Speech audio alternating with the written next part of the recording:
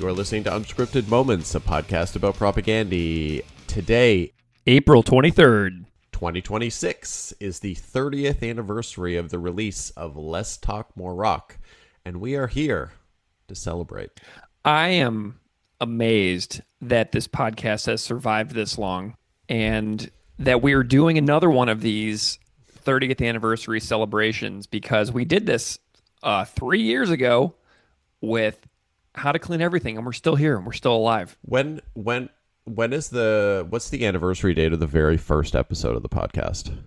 It came out in, I believe it was June of 2020. Let me go to my archives on my website right here and scroll back to 2020.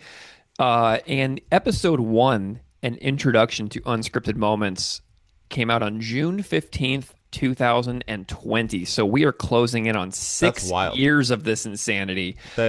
That was the first ever episode of the show was on my 40th birthday. No way. Yeah. That is really cool. Did you find it right away? I found it pretty soon after the first. I think it was episode 3, maybe. It's insane too, man, because it all just blurs together for me now. I've done this so many times that the blur is real. Whenever I've interviewed so many bands over the years and they're always like, I can't remember. I'm all like, man, your memory is really bad. But now that I've been doing this repetitive thing for 6 years about this band, I totally understand the blur that occurs to the human memory. I've been doing this for almost 4 years now, and I literally could not list you what I've done with the episodes that I've done. I have no idea. It's a few stand out, but that's about it. Because a few stand out in that we made them different or whatever, or something happened in the episode that was just super memorable. But I know my first ever episode was Who Will Help Me Bake This Bread? Who Will Help Me Bake This Bread. That was my very first episode. But beyond that, I'm the one that always stands out to me is the Venom episode, because I loved it so much. That was one of the most fun recordings I've ever done of any podcast of all time. And if anybody didn't hear our Stand Up and Be Counted episode, you are missing out. So go back and find that, because that was so fun. The ones that stand out to me with you are Stand Up and Be Counted, but also our Strombo episode that we did with George. Was awesome. And also our 30th anniversary How to Clean Everything episode really stands out, just because of the immensity of the project of doing a 30th anniversary episode.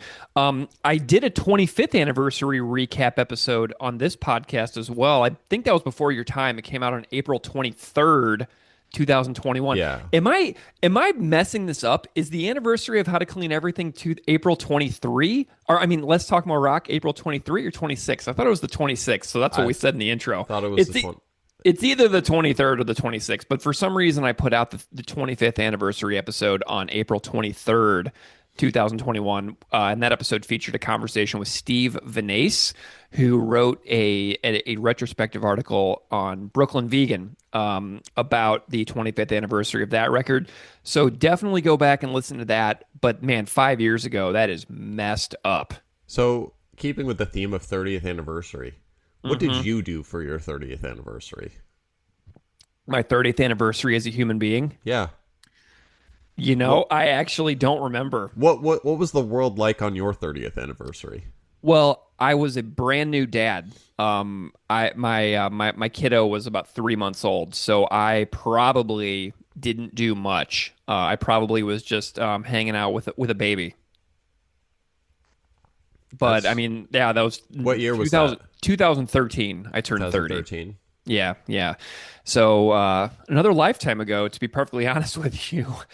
I was living in Missouri, and I was in my first year of teaching at a brand new high school. I had recently quit a PhD program, and I was just kind of chilling in Columbia, Missouri, in kind of the middle of nowhere.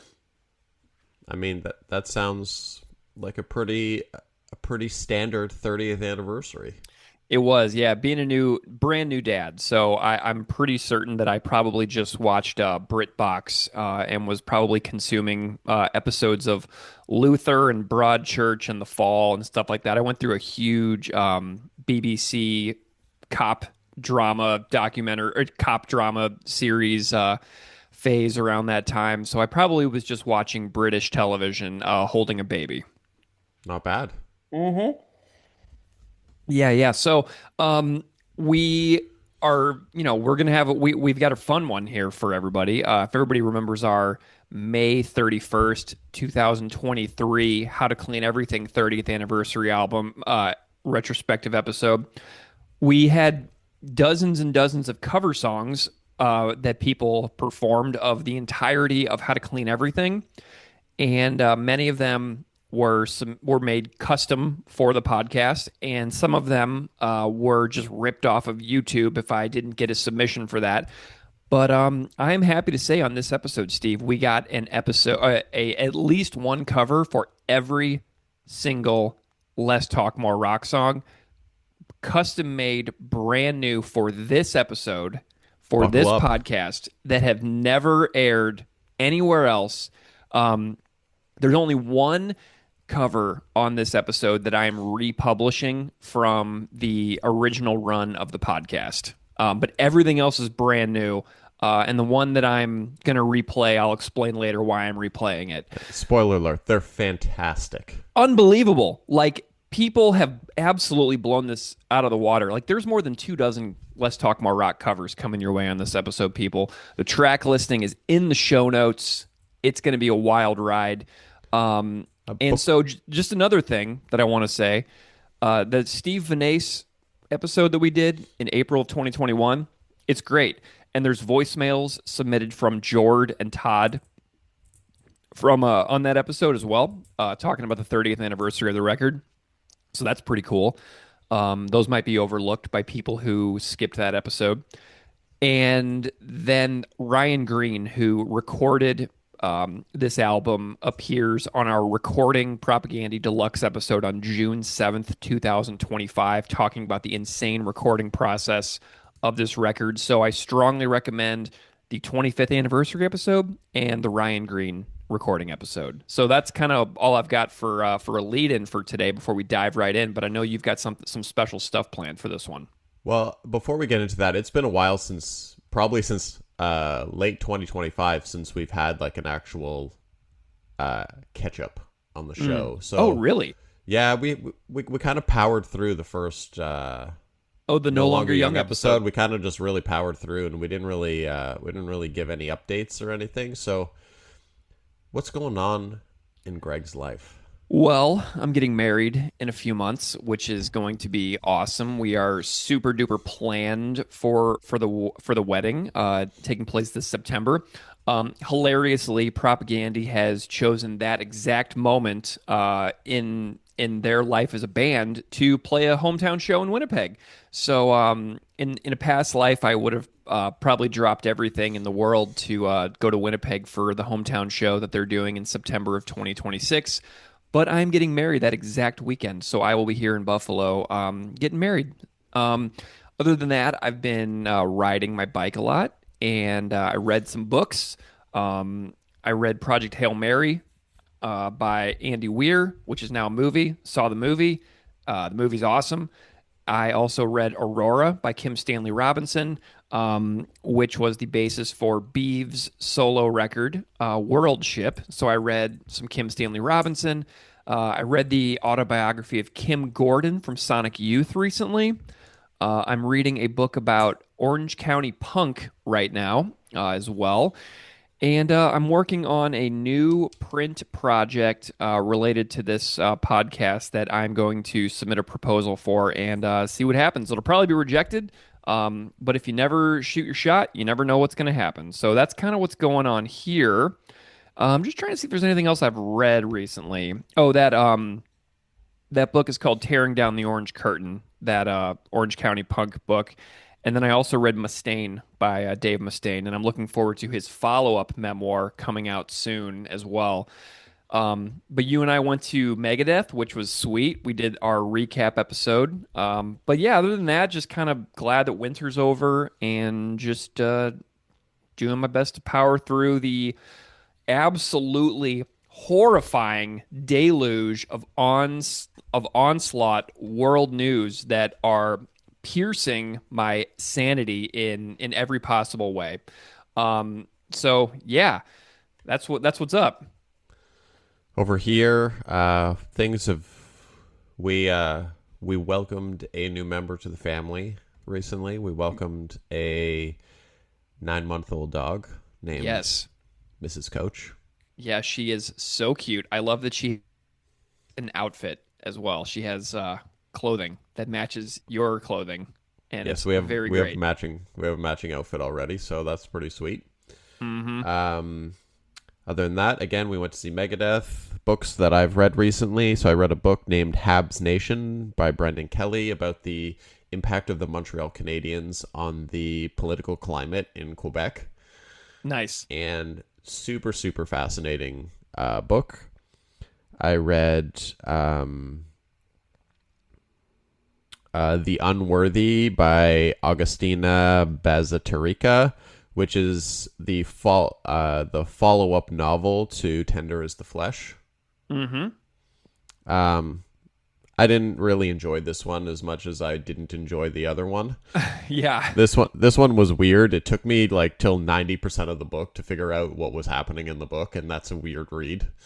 Yeah. Then I read Mustaine, obviously, which was awesome. Loved it. Then I read Between a Heart and a Rock Place, the Pat Benatar memoir, which was Ooh. awesome. Ooh, I want to read that. And then I started reading the uh, Malcolm X biography by Manning Marble, which is awesome. But holy cow, is that a long book? Yeah. It's according to my Kobo, it's a 47-hour read. Jeez. Well, enjoy that. So yeah, so that's where that's at. And what else? Been enjoying the Montreal Canadiens run that's happening right now. Watching all the games. Wearing the shirt today, ready to go. And I got this. I'm gonna show Greg. Ooh. Yes, I like that. Steve is now an ordained minister. Oh, by the way, everybody, Steve is my officiant for the wedding. Yeah. So that'll be freaking sweet. So So we'll post some pictures somewhere down the road. I am absolutely fired up to marry Greg and Patrina. Yeah, this is hilarious. Like I absolutely love that we're going through with this plan because Patrina and I were sitting there talking about the wedding, and I don't remember if it was I think it was her idea. Like, what if we just have Steve do it? I was like, that's the best idea ever because you don't know any of my family whatsoever, and so to me, this is going to be absolutely hilarious when we explain to my entire family from like Missouri and stuff like who you are and why you are up in front of everybody doing this because my family is largely oblivious to what my day-to-day life is like and the fact that I do this project, they're just like completely clueless about it. Yeah, it's funny. I've talked Patrina and I have been talking a bunch lately about like what it looks like, and I was like, "Oh, do you need me to do like crowd work and stuff like that?" And she's like, "You can do crowd work, but just keep in mind that some of Greg's family are very conservative." Oh man, when she comes on family reunions with me, it is like Fox News on 9,000 volume the entire week. We're like in this beach house in this like idyllic setting in the Gulf of Mexico, and you go inside and it is like the Republican National Convention, like Kimberly Guilfoyle like screaming into the microphone, "The best is yet to come," and I'm just like. This is a lot. So yeah, that's it'll be pretty reined in, I think. But we'll see once the open bar hits, how loose people's tongues get. Yeah, I'm looking forward to it. It should be a lot of fun. It's gonna be Other than great. that, I got a new bike recently, Yeah, you did. You got a sick Cervelo. which I've taken out on one ride, and it was awesome. I'm Yeah, man. excited because I have a set of gravel tires and a set of slicks that I can swap back and forth, so I can basically choose my own adventure. Dude, that's the move. That is the move. I presume there's some disc brakes on that thing for a lot of tire clearance. Yep, Perfect. disc brakes. It's got a 12 gear cartridge in the back, which is something new for me because I'm used to the bike that you'd given me last year. was, I think it was only a 6-gear cartridge on the back and a 3 on the front. Mm-hmm. But so a 12-gear cartridge on the back is new because you really don't notice the difference between the gear changes as much as you would on a 6-gear cartridge. Yeah, yeah. It's I was excited to see your new bike a whole lot, and it's the weather's warming up and it's time to get out there and get fit, everybody. I actually because we are now at war and fuel prices have skyrocketed, I actually rode my bike to the office today from my house. So we're recording I'm in my office right now, but I rode 18 miles from my house to the office this morning instead of driving. So I'm in war ration fuel mode at the moment. But hey, you know what? That is a really, really good excuse to get my ass out of my car a little bit more and just ride as much as possible. So that's my plan for this year. Just get as many miles as I possibly can and do a little better for my body, do a little better for the environment, do a little better for my budget, and, stick it to the fucking oil companies. So fuck Yeah. them. I've signed up for a charity ride on May 24th, a 100-kilometer ride out in the county, which I'm excited about. And we talked about it recently, but I'm going to ride my bike from my house to your house. It's going to be sweet. And I will tell you how to get across those bridges and everything. Don't worry. I rode across the Grand Island Bridge today, and it is not fun at all, but there's a way to do it and you'll be fine. So I'm looking forward to my first international border crossing on a bike. it's going to be great. You'll love it. It's really fast for pretty much everything I've ever heard for people who live here in Buffalo who go ride in Canada a lot. From what I can tell, it's pretty easy. So I think you'll have an okay time. Yeah, I'm looking forward to it. So, all right. Well, Steve, tell me about what you've got in store for us. We have one guest on this episode. And set the stage for everybody. Because last time you did something for How to Clean Everything, it was very special, and I really appreciated your approach to that. And it's kind of something similar this time. So if you remember our How to Clean anniversary episode, I wanted to basically find people that had never heard Propagandhi before, and have them listen to the record, and then talk to them about their reaction to the record. Truly an amazing approach, because that is not something that I personally would have done. So I love that you have this creative approach to making these episodes special. So I've done the same thing with with Less Talk, because Less Talk for me was a very formative record in my life. Like, I heard it first when I was 16 years old, right when it came out. And I've talked at length in previous episodes about how much this record helped shape my life. And I think this record had that experience, that effect on a lot of people, regardless of when they heard it in their life. They don't need to. So I went through my contact list, and I was like, you know what? I'm going to find people that have never heard Propagandhi before. And then I quickly realized that I live in this weird bubble in which almost every single person I know knows Propagandhi and has listened to Propagandhi before. And that, so it basically made me realize I need to find new friends that are outside of this bubble, because I very much live in a in a very, very concentrated bubble of music listenership. But I was able to find one person. Yes. So I got in contact with Seth Kilian, and I sent basically the way it worked is I sent Seth the album, and I sent a copy of all the lyrics, and I said, consume it however you want, however you can, both lyrics and the record. Yeah. And then let me know when you're ready to talk about it. Pick 3 songs, and we'll talk about 3 songs. Perfect. And that's what we did. And earlier this week, I had that chat with Seth, and I look forward to everyone hearing someone hear Propagandhi for the first time. All right, let's get into it. Here we go.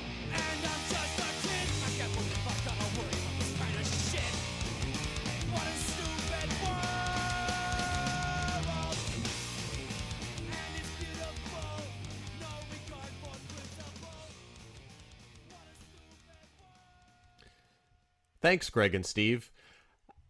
I'm here with Seth Kilian, a first-time Propagandhi listener. Seth, how's it going? Going great. How are you? I'm doing great. It's a wonderful Monday. We're recording Oh this on yeah. Monday. Not a fan of Mondays. Hate Mondays, right? Hate Mondays. So just to give our listeners a bit of a background as to who you are, can you just tell us a bit about yourself? Who are you? What you do? Some general interests. Where did you grow up? And where did you currently reside? Where do you currently reside? Alrighty, so my name is Seth Kilian. I work right now as a bud tender at a dispensary, but I was a baker for a long time. Um, my hobbies, I'm an artist, like growing a lot of plants. I like pets a whole lot, and uh yeah, I like to game. I grew up in Waterloo, Ontario, and now I'm currently in Peterborough. Can you tell us a bit about your pets? Yes, I have two incredibly stupid cats and three snakes. I really like reptiles, so I'm a reptile hobbyist. Let's get some names. Oh God, the names. My two cats are Rubix and Nermal. And my snake names are Municipal Water Tower, Firefox Browser, Upid, Rocket Fuel, and Orion. So the only normal name in there. I mean, a huge fan of Firefox browser. Bro for short. Love it. So just in terms of your background with music, what type of music do you normally consume?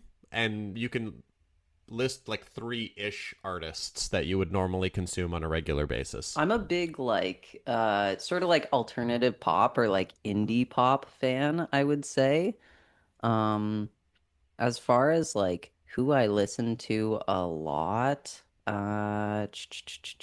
stuff like Ash Nico, Kim Petras, um stuff like that. Let's see. Like Baby No Money. Very upbeat This is music. this is going to be a very big learning opportunity for myself Oh and in yeah. exchange here because I don't know any of Lots of those. new artists. I definitely listen to like a lot of very recent pop. That's awesome. So this was indeed your very first time hearing the band It Propagandhi, was. correct? So what were your initial impressions of the cover art of Of the the record cover that I art, sent I you? really like it. It's super cool. I find the fact that it's a cow that's coming down on the person really interesting. I'm not sure if it has wings there, but like visually, it's very, very pretty. And then like you have all like the writing around the outside of the picture as well on the hmm cover. It's it's cool. It's a It's cool aesthetic. Like visually, I quite like it. And when you listen to music, are you generally a lyrics first person, a music person, or do you take in the whole package I'm typically simultaneously? like a music first person. Lyrics are definitely like not an afterthought for me, but they're not the first thing that I'm paying attention to. Like I'm usually like attracted to a song immediately by the beat or like the composition of it. Okay. So when I initially engaged you with this process, I send you a link to listen to the record as well as a link to read the lyrics. What was your process and how you initially consumed it? Did you listen to the record as a whole and then read the lyrics? Did you read the lyrics first and then listen to the record, or did you do I both at the went same time? through the entire album once first, so I just like listened to the entire album like all the way through while I was doing something else. And then like I found the songs that I kind of liked the messaging of immediately, and I zeroed in on them and like looked at all the lyrics, but very particularly like looked at a couple of those songs more.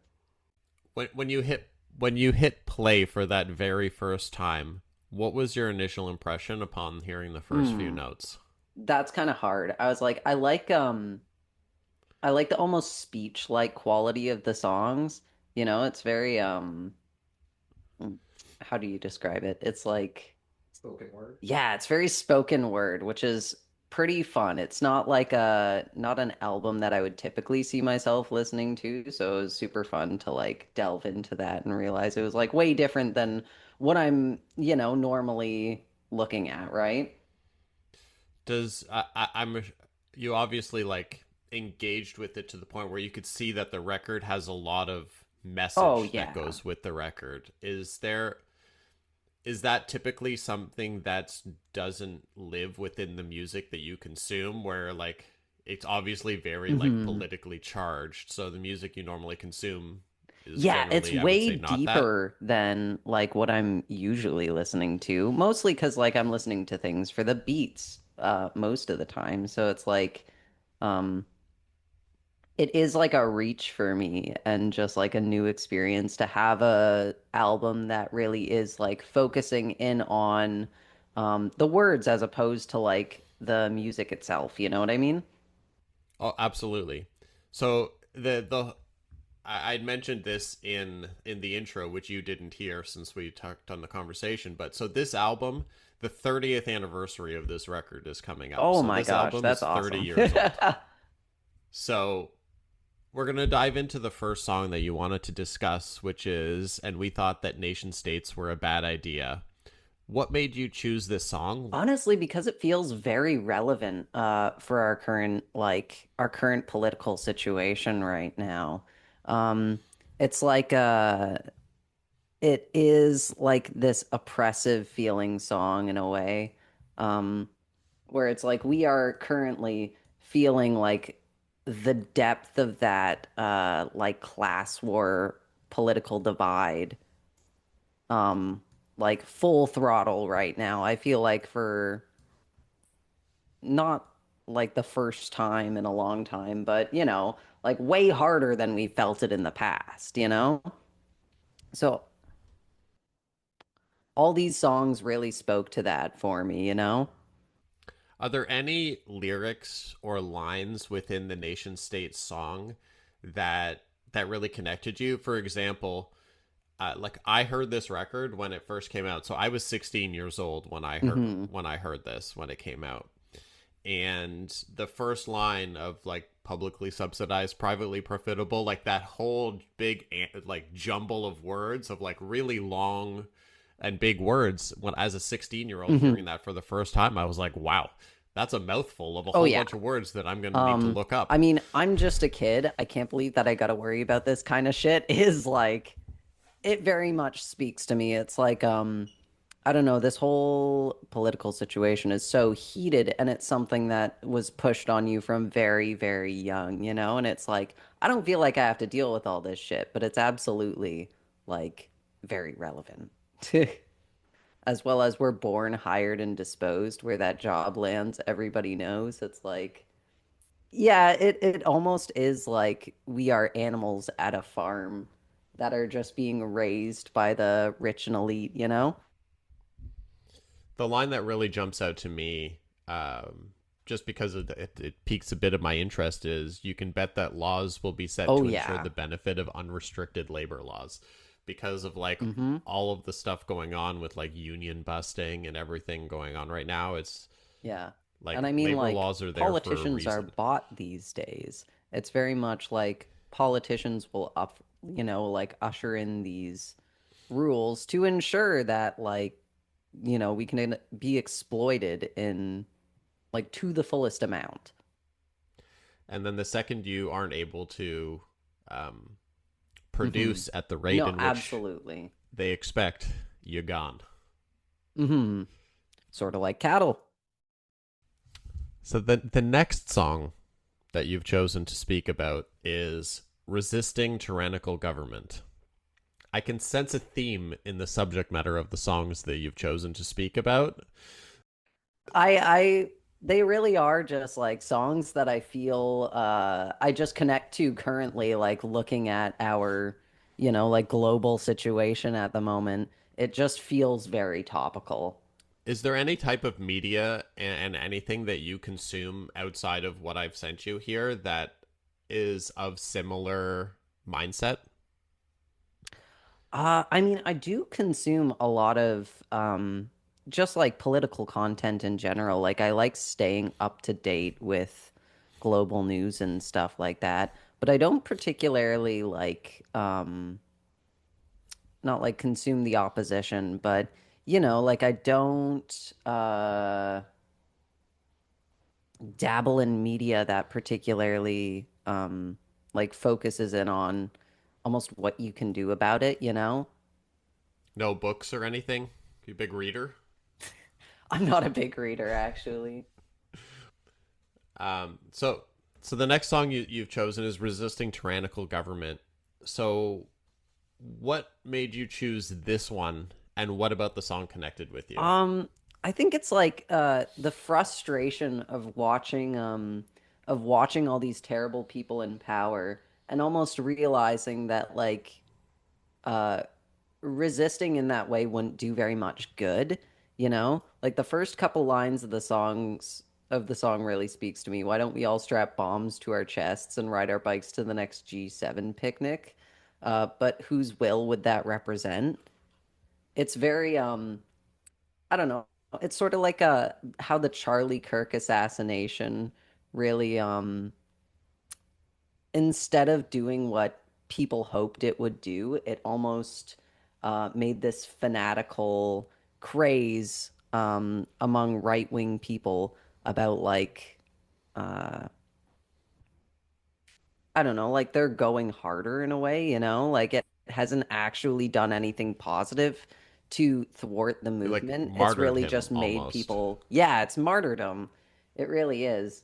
Um, and now he's just this glorified figure instead of it actually having been something that was positive for like any left movement, right? Yeah, like when he was alive, he was just like a regular everyday Yeah, wanker, he was just a and Twitter now grifter. he's And now, people are saying he should be put on a coin and stuff like that. And it does really make me think about like, why doesn't somebody just kill political figures that are doing terrible things? But when you think about it, like whose will would it represent? It probably wouldn't do very much good. It would only make people double down on, you know, like hating the left and things like that, you know? So in this song, obviously you mentioned that first line. Are there any other lines that jump out at you? This one is a very popular song in their kind of discography, and I know I initially connected to it when I was 16 and I heard it because of the hockey references in it. And I was Hmm. growing up, I was a big hockey guy. So is there anything else that kind of jumped out at you? I mean, Jesus saves, Gretzky scores, the workers slave, the rich get more. One wrong move, we risk the cup. Play the man, not the puck. That absolutely spoke out to me. I thought it's fun. I don't know hockey that well, surprisingly, but I don't know. I just thought play the man, not the puck, you know? It's a very popular saying in hockey. Yeah. What does it mean like in a hockey context? In a hockey context is so when you're a defense, when you're playing defense and there's a forward skating in at you, instead of watching the puck and like any like dangle moves they're doing, you take their body out to prevent anything they do with the puck. Ah, I see, I see. If you Yeah. get caught watching the puck, they can do little dangles and get right by you. But if you take body, no one's getting by you. No, absolutely not. So again, 30 years. Is there anything in this song that obviously we know, but is there anything particularly that you feel like is extremely relevant today? I mean, oh gosh. I don't want to synthesize the second final solution. Almost feels like the violence begets violence we're seeing right now, you know? It's I don't know. It just feels like we are in such a violent time and like it's currently really appetizing to solve all the violence that we're seeing right now with more violence, but it's just not worth it. There's just a lot of violence. There's just a lot of violence. It sucks. I particularly like the part at the end where he talks about the irony of the very system that I Oh oppose yeah. affords me the luxury of biting that. So it's very like a self-aware, like very critical, but also very self-aware of this whole situation. I find that's very like apropos. Absolutely. And I do feel like in a way too, me as a white person, it's like this system has afforded, me the luxury to fight back in a way that a lot of people can't. And I do think that's like a very important message to get out that like in a privileged position, we should be the ones that are like, kicking and screaming and fighting for other people because we're safer, you know? And then you had messaged me about uh the only good fascist is the very dead fascist, and said, well, there's not much to talk about because death to all Yeah. fascists, I mean, basically. it's so on the nose, but I did really like this song. Like, I did feel like there wasn't too much that I could say about it because it is like, it's like capitalism bad, genocide bad, but I did really like that one. I really liked refusing to be a man and like retrospect too when I was looking at all these songs I was like I kind of do regret not choosing that as one of the songs I discussed because I realize it's actually probably more relevant to me than a lot of these other ones. So, well, we can pivot to that one right now. So, why refusing to be a man? I think it's because as like a trans mask I absolutely see masculinity in like a different lens than a lot of other people would. It doesn't really mean the same thing to me. So that's why originally when I saw this song, I wasn't, I was like, I don't know what I can say about this because I didn't grow up in this structure that, like like the boys will be boys structure where, you are kind of raised to um I don't know, be a potential rapist or something like that. I know that that's just a line in the song, but Like a line that I think stands out is, I had different desires prior to my role remodeling. yeah, absolutely. I mean, like, I feel like we all grow up the same. Like, we are all the same at the core, right? And it is growing up in like that masculine structure that brings misogyny and all those things that come with it, you know? And like that culture of non-sharing and I don't know, like almost that reclusive emotional environment. You know what I mean? How do you see the difference, and do you feel any pressure to conform I to that? How does absolutely that feel the difference. I mean, even just like as a person who is starting to pass as male, it's like you go into the streets and suddenly you're avoided and things like that. Like women look at you different and like you realize that you are um I don't know, you're suddenly a threat in a way, And uh you feel more pressure to not display your emotions because that makes you less of a man in the eyes of other people and things like that? Like, like just kind of experiencing that, what you said there about, going out in the street and being perceived as a threat. How is the dealing with that, like, as a it's new very experience odd for and it's you? very strange. It's almost isolating in a way.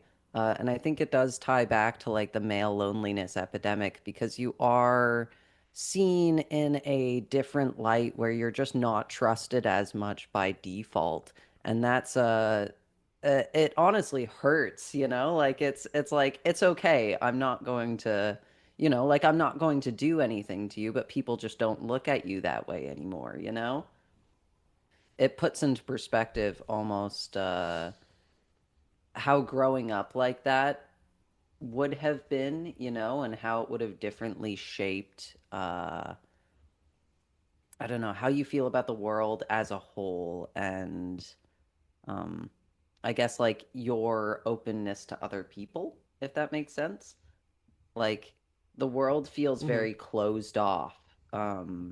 from like a male point of view as compared to a female. There's not as much like companionship by default almost.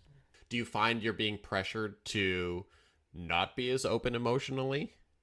I mean, absolutely. I feel like in male circles, it is unexpected and it's not, I don't know, it's not like a reciprocated and comfortable thing to like share your emotions. Other people almost don't know how to deal with it in like the same way as it would be dealt with in like a female social circle, you know? So it's absolutely like not a spoken, but you feel less inclined to share those things about yourself just because nobody else will deal with it in a way that is affirming or uh, like makes sense, you know? Gender doesn't mean anything as like your genitals don't mean very much. As a person who's transitioned, I feel like I can say it really doesn't fucking matter. It's the way you approach the world, you know? Like there are strong women, there are weak men, there are women that will lead so much better than men that won't. It's like, it doesn't actually matter. And I do think like transitioning has absolutely showed me that more. It's like transitioning has not changed who I am like in a very tangible way at all, you know? It's just how you look. The inside doesn't really change, you know what I mean? The whole last line of the song, the and I refuse to be a man in quotations. How how do you take that as someone who has transitioned? I mean, I also refuse to be a man in a way, you know? Like, I think that the whole way that we see men as just a concept is wrong and kind of stupid, honestly. Like, I think that a lot of the things that are put onto trans masks when they transition as signs of being a man should not be what being a man actually is. Like, What are some of those things that are put on?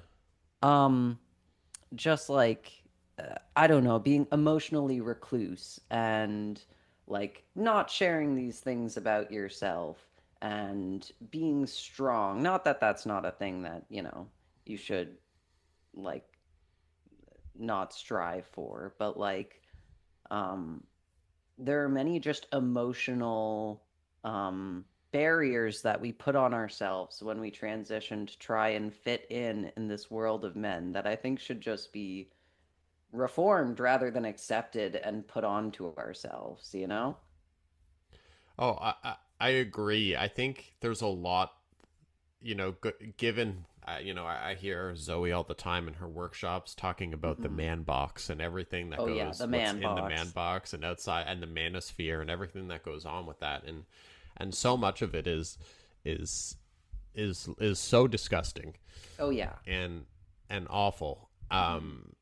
I mean, the amount of like I hate my wife jokes that I've heard since coming out as a man is crazy. You know, like people just feel more comfortable to objectify others near you and expect that, like you should participate in that. And it's very odd, you know? That's super interesting. I never thought about that. Like it's more open, how almost malicious the manosphere can be once you're in it, you know? And obviously, like, your participation in it is sometimes Oh involuntary yeah, absolutely. It is unexpected, you know? Like, because, like, we all do our best to avoid being caught up in that mhm.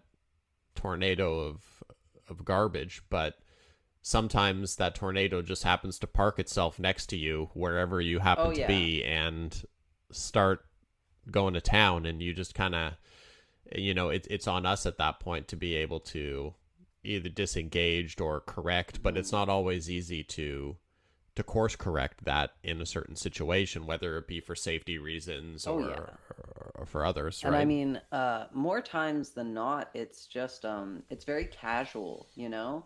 Um it's not seen as like a bad thing for them because it's so normal to be just like Like casual casual, yeah, sexism and casually yeah. sexist. And it's like, sometimes they're at your till and they're just making like a really shitty joke about women and you're just like, oh, I have to laugh this off. Like I have to. And it's expected that I participate in this and laugh this off like it's actually a funny thing, you know? Do you find that you get that experience more being that you do live in a smaller town? Absolutely. I mean, no secret that Peterborough has a huge conservative population, right? So, we have lots of older folks, lots of conservative people, and generally people's views around this sort of stuff are pretty outdated here. Um, it's like a pretty divisive, uh, like two generations in this town where it's like queer college folks and older conservative people. And that's kind of like the two demographics we got going. So I'm pretty sure I probably experienced that a little bit worse than like being somewhere a bit more modern, I guess. No, that's total. I'm sure if you were in Toronto, it would be a Oh, completely different absolutely. experience for the most part. Awesome. As everyone listening knows, I do not have a pro Zoom account, so we constantly have to resend the invites. So we got cut off just at the end of refusing to be a man. So we're going to move now into State Lottery, which, like I said before, is in my top three favorite Propagandhi songs. It's a good song. I did really like this one. So, what are your thoughts on the spoken word part at the beginning of the song? I really like it. I thought it was super fun. I think that's what attracted me to it immediately. Was just that really lengthy spoken word part. I was like, that is cool. I've never seen a song set up like that. State Lottery. What made you choose this one? State lottery. Nepotism. That's that's really what I don't know. It's just nepotism. It makes me think of that 110%. Um, And also just like this first part where they were talking about how so many countries that we think are worse off retain like a better political system than our larger, like the larger countries that have it better, they retain a better political system and have more vibrant traditions, like they have kept so much character. Are there any lines that's jumped out to you in the song? Um, they're among the most impoverished and oppressed sectors in the continent, but unlike us, they retain a vibrant tradition of liberty and democracy, a tradition that we've allowed to slip out of our hands or simply be stolen from us. But that is what I just talked about. It's just one of my favorite lines. Um, and then first they taught us to depend on their nation states to mend. And that little like stint there, I really like that. Just almost how the power has been taken out of the hands of the people and put into the hands of politicians when in a lot of places where, you know, like they've retained a lot more of their culture. It is, I don't know, it's definitely more in the hands of the people, how the country is run and things like that. And like, I don't know, the hands of the Well, it's the individual, you know? profits over people, Hmm. right? In that, to they depend on these nation states to mend our tired minds, broken bones, and bleeding Hmm. limbs. But now they've sold off all the splints, contracted out the tourniquets. If we jump through hoots, then we just might survive. Which pretty much is a very good kind of description of what it's like to get healthcare Oh, in America for sure, absolutely. but now it's becoming increasingly Yeah. like that in Canada I now mean, as even well. in Canada, it's pretty hard to get healthcare. Like it's free, but it's pretty difficult. And the push for privatized healthcare is definitely not helping that either. The system is essentially being run into the ground to make Yeah. privatization more desirable, Absolutely. right? It does feel like an intentional act of sabotage within Canada, to like make privatized healthcare a thing, and I think that's absolutely diabolical. Um, it's just going to make quality of life so much worse. A line that jumps out to me that reminds me of like peak early era COVID is the to fight amongst ourselves as we scramble for the crumbs they Hmm. spit out, frothing at the mouth. The scramble for the crumbs they spit out, fighting amongst ourselves. It reminds me of like, you know, maybe April 2020 when people were literally fighting each other for Oh yeah, $20 that rolls of was toilet paper. just absolutely crazy. And I feel like in a way too that COVID era um solidified a culture of more hostility among people just in general as well because I don't know, people were openly infighting because they were bored so much more. And it feels like it stayed within our online culture specifically um, to be more openly hateful, if that makes sense. Oh, absolutely. And then with every racist pointed finger, I can hear Mm, the goose steps getting yeah. closer. I'm like, that is just, I mean, being in small Hmm. town Ontario, small town ish. I mean, Peterborough's not that small, but I know because I'm in Hamilton, and what's been popping up is we've had like these weird, Hmm. like white supremacist gatherings in like public parks Yeah. all over the I place. And I don't know that we've had any white supremacist gatherings, but like we have odd events where people will like carry a massive cross throughout the center of town and things like that. And like I think we went to a Women's Day rally the other day, and there was just like a couple people in the back who were holding up this giant cross, and it's just like almost the Christian extremism is becoming more blatant in small towns like this. And I feel like that directly ties into the right wing movement. Oh, the fucking Israel minivan.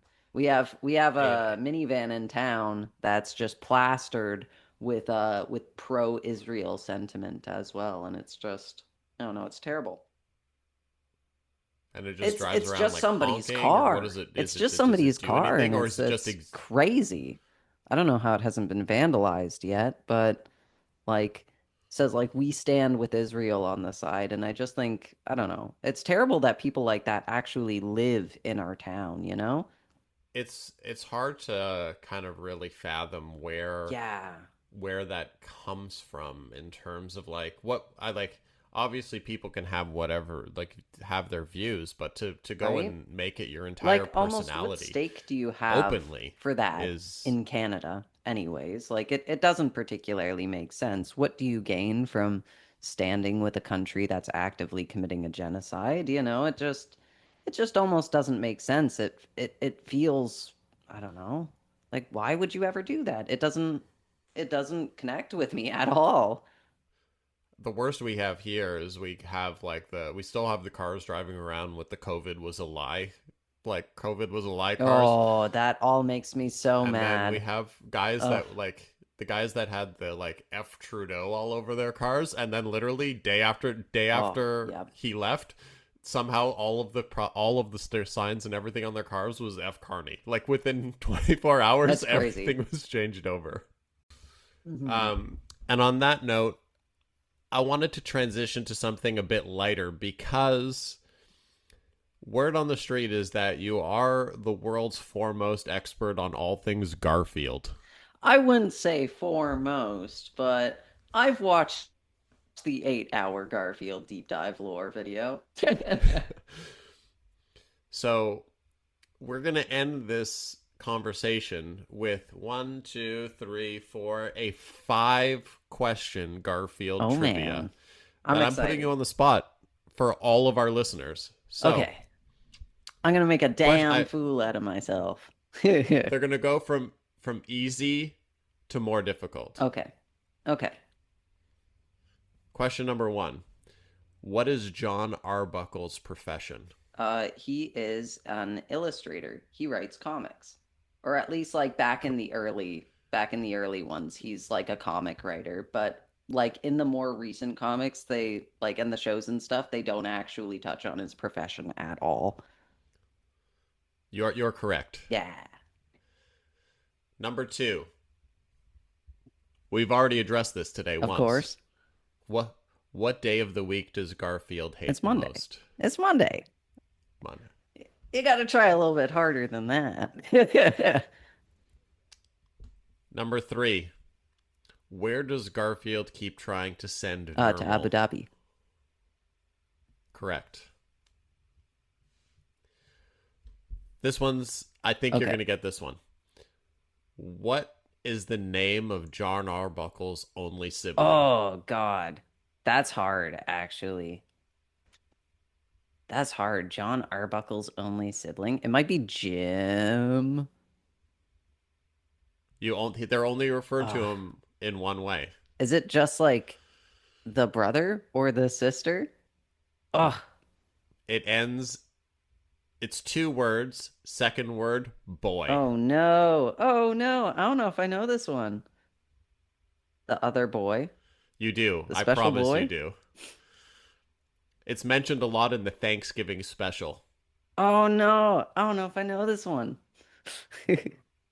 And you know when Meemaw is sitting and rocking in the chair, and The Garfield mama's goes boy? and Garfield goes and sits in Meemaw's laps, and you hear John yelling in the background. Ah, I do know it, but I don't know if I know the name.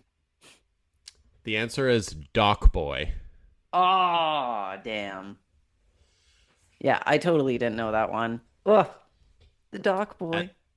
And then the 5th question is a real deep cut Okay. that I've asked you before, and I want to test if you remember. Oh, shoot. Yep. Where did John park the car the day they went to the mall? Oh. Was it inside a store? No. Oh, God. That is a real deep cut. I remember you asking me this, but I don't know. The answer is aisle K, level 17 blue. Damn. Damn. Yeah, I never would have guessed that. I'd like to take this opportunity to crown myself as the world's foremost Garfield expert. I know you are. I know you are. How dare I? I got to get brushed up on my Garfield trivia before the next time I see you.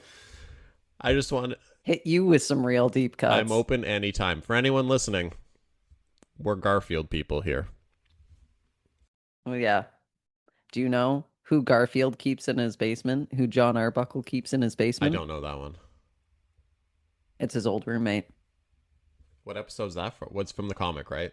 It's actually not from an episode. It's from a Garfield game. That was produced where they go down to the basement and realize that John has been keeping his old roommate in the basement. It is canon if you want to look into that one, but just thought I'd drop that on you. I didn't know that. I believe it's Lyman. Huh. I did not know that one. That's a real deep cut. Yup. Yep, you're gonna have to look into that. Okay. I am uncrowning myself the expert. I'll send you the lore video. Please do. And on that note, I just want to thank you so much for chatting today. I think it was awesome to have your perspective, and I always love hearing someone's reaction to hearing Propagandhi for the first time, because they were such a pivotal band in my life in shaping who I am and hearing all of this stuff at a very young age. So I just wanted to thank you for having this conversation with me today. Of course. I mean, this was super fun, and I can totally see how this would be like, I don't know, very shaping for like a young person who's hearing this sort of thing for the first time. Like, I absolutely can see that. Yeah. And on that note, have a great rest of the day, and we will talk again soon. Sounds great.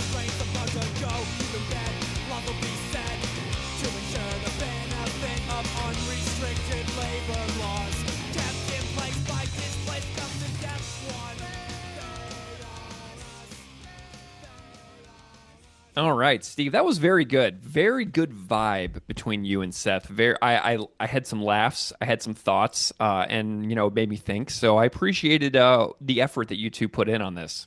For all the Garfield fans out there, with the Garfield trivia segment at the end, I grew up loving Garfield. What are your thoughts on Garfield, Greg? Oh, I love Garfield. I love lasagna, and so And you hate Garfield. Mondays. Yeah, I hate Mondays and I love lasagna. I mean, what is not to love about Garfield? I also love cats, and I love one of my little guilty pleasures whenever I'm doing the whole doom scrolling thing is that I love watching cats punch dogs in the face. Like if a dog is like messing with a cat and the cat's like whoop pow, like that is like my favorite thing in the world. Because the dog does not figure out that they should stop doing that, and then they inevitably do it again, and then it's just endless hilarity. Like I am fantasizing about the day that my cats Chris and Eleanor have like a kind of a dopey, dumb like golden retriever or something, where they're like whoop pow, and the golden retriever's like, hey guys, we're still buds, right? And they're like whoop pow. But I also envision Eleanor, my tuxedo cat, riding on the back of a golden retriever like a horse. So these are some of my favorite things. So the Odie and Garfield, Great dynamic. the dynamic is phenomenal because it's a dynamic that I fantasize about having in my own life on a day-to-day basis. So I'm very, very pro Garfield. Did you ever read the Garfield comic growing up? Yeah, Like I in the believe so. newspaper, Oh, or yeah, like... yeah, yeah. Yeah, one of my favorite things in the St. Louis Post-Dispatch when I was a kid was the comic book section, obviously.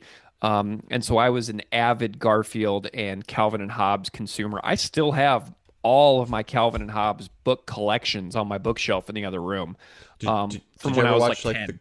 the Garfield TV specials, or like Garfield and Friends, like on Saturday Definitely. mornings kind of thing? Definitely. Yep. Yep. I don't have very like specific memories of the episodes, but I still remember what the voices of the characters sounded like. And it just makes me happy thinking back to innocent times where I could just like wake up in the morning and just watch cartoons for 4 hours in the mornings as a child without a care in the world. I I've like a photographic memory of like so many episodes of the Garfield and Friends show, and like the Garfield like TV specials and everything. Like I can recite so much stuff off of those. I don't know why they had such like a lasting impression on me, but man, I've gone deep on Garfield. And there's a YouTube channel that just plays Garfield and Friends 24/7, and I love it. Is it live? Is it Yeah. like a live stream? It's just a live stream of Garfield and Friends 24/7. It's amazing. Wow. Okay. Well, this may revolutionize my lunch breaks for work because I usually watch the news during my lunch breaks. Oh, And no. Garfield, now I don't want to know anything. Like I'm just like, wow, the world could not be worse. So Garfield over my lunch break sounds like a good change of plan. And growing up, there's nothing I wanted more than one of those Garfield phones. Yeah, those are cool. And Yeah. now they're just washing up on shore in Europe somehow. Oh man. Well, thank you so much to Seth for going on this journey of listening to Let's Talk More Rock and talking about. Do you have any other takeaways about the convo with Seth? Yeah, I thought it was awesome. I thought Seth had some like very unique perspectives. And coming at it from a completely different place than I came at it. Obviously, like I heard this record in 1996. Hearing this record in 2026 is a very different than hearing it in 1996. Yeah. That being said, a lot of the songs hold up and potentially are would be more accurate for today's world than they were in 1996 world. Which is completely disgusting because they only seem to get more relevant with time, which completely blows my mind about this band, how well they age. It's very unfortunate. Whenever I remember the Nation States episode that I did with Chris Deutsch, history professor who's been on the podcast several times. Chris was like, yeah, I fantasize about a world in which the songs of my youth become less relevant. And so this is one of those records that just seems to just keep being fresh as time goes on. So You want to know Yeah. what I did a little something special for this episode. Were you ready to move on, or did you have something else to say? Yeah, I've forgot what I was going to say, so we're fine. Sorry about that. I didn't mean to step on you there. So check this out. There is a center at Middle Tennessee State University called the Center for Popular Music, and I, in my like research for this episode, just thinking back, I was trying to find reviews from the '90s that were published about this album. And like you when things that are print in the '90s, they got tossed in the dumpster. You know what I mean? Like think about all your old episodes of all your old issues of Maximum Rock and Roll, Punk Planet, whatever zines people out there read that reviewed music. I have like two or three issues of Punk Planet that I still have, but so many print things that I read over the years have been chucked over the years. But Center for Popular Music in Middle Tennessee State University preserves punk zines, and I put in a library request to scan everything that reviewed or talked about Less Talk More Rock. And I found some reviews that originally were printed in 1996. Do you want to hear some snippets from them? I want to hear all of the ones that say the record is terrible. All right, let me see what I got here. So Profane Existence put out a episode or issue number 28 in the summer of 1996, and they said, "We got this one in the mail with a note saying this is probably the only Fat Records you will ever review. Well, Chris, you may be right on that since Fat Wreck usually brings to mind sappy pop punk with mush for lyrics. Well, no more, as this LP clearly misses the pigeonhole by a long shot. Pop punk is definitely something I can only take in small doses, but I think this one's going to get repeated listenings while no one else is around to spoil my image, just to hear their hilarious approach to various serious anarcho-punk and political subjects. With more lyrics than every Discharge LP combined, Propagandhi attack capitalism, fascism, corporate greed, white male supremacy, and just about everything evil under the sun." So that was kind of a nice review, but it's just so funny to watch people be like, well, I have to say something critical in reviews. So there's that one. Here is one from, what is this? This is Suburban Voice from the summer of 1996. Less talk, maybe, but no less outspoken. Propaganda go to war against capitalist aggression, religion, racists, homophobes, and anything else that they view as evil. All of these radical sentiments delivered with an even more accessible pop punk sound. So I'm just picturing Chris like barf every Yeah. time people call him pop punk. So it's really funny. It says catchy, but far from wimpy. The songs sting with tight execution, strong harmonies, and a whomping kick to it all. Whomping. Fascinating word selection there. And then here's one from a zine called Rational Inquirer. This one says, I agree with Propagandhi about one thing. Their cover art is appropriate. For their part, I'm sure the three European Canadian male musician persons are eager to sing Hosanna to the image of the angry bovine American preparing to exact his righteous wrath upon the European American male cow person oppressor of indeterminate socioeconomic status on the ground below. A mighty blow in the glorious people's struggle. This is great. As for me, I think it's a great pick because these power chord merchants sling their share of bull. First, the music on Fat Records. It sounds like it should be on Fat Records. The really big SoCal production sound. We does not rock. No Effects Wannabes version 412.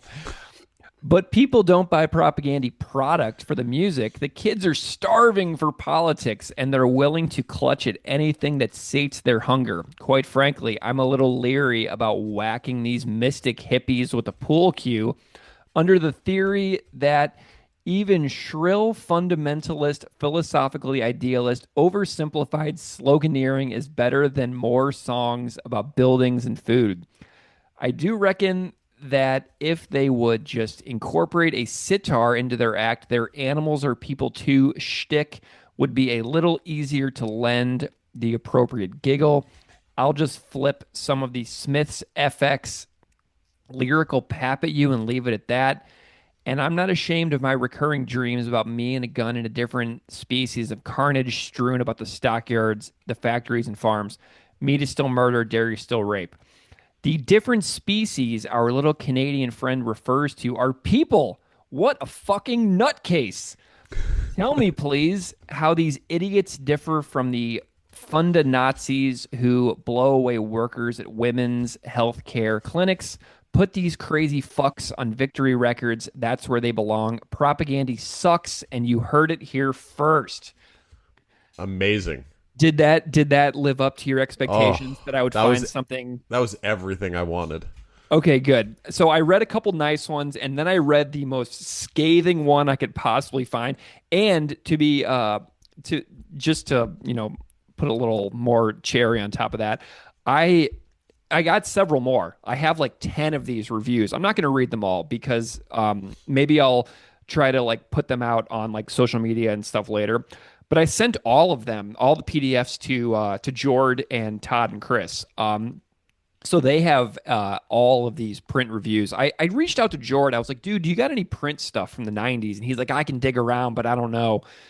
So I found it and sent it to them. I was like, don't even worry about looking. Here are some fun ones that I found. Did you send them the bad one too? Oh, absolutely. And Todd wrote back and he thought that it was the funniest thing he's ever read. It's amazing. So it like, I was like, this is a freaking gold mine. So huge shout out and props to the Center for Popular Music at Middle Tennessee State University for digging through the archives. I actually mailed them a copy of the book as well, of the interviews collection. So that is now archived at the library. So if you're ever at Middle Tennessee State University in Murfreesboro, Tennessee, looking through the Maximum Rock and Roll archive, you can find the Unscripted Moments Conversations with Propagandhi book there as well now, because I sent it to them as a little thanks for their hard efforts. I thought when you were saying that, I was like, oh, wouldn't it be funny if there was just one publication that reviewed every Propagandhi record? But over the years, like even today's Empires, they're like pop punk band Propagandhi, and he just called every record they put out a pop punk record. Yeah. It's why it would be so funny. Notable pop punk record at peace. It's very, very good. So I was so happy that I just went a little bit extra effort on that and got those reviews because they were really amazing to get sent. It just couldn't believe it. So that's so cool they did that. That's awesome. They're great. So if anybody out there ever has any music zine requests, hit up MTSU, Center for Popular Music, because they blew it out of the water on this one for me.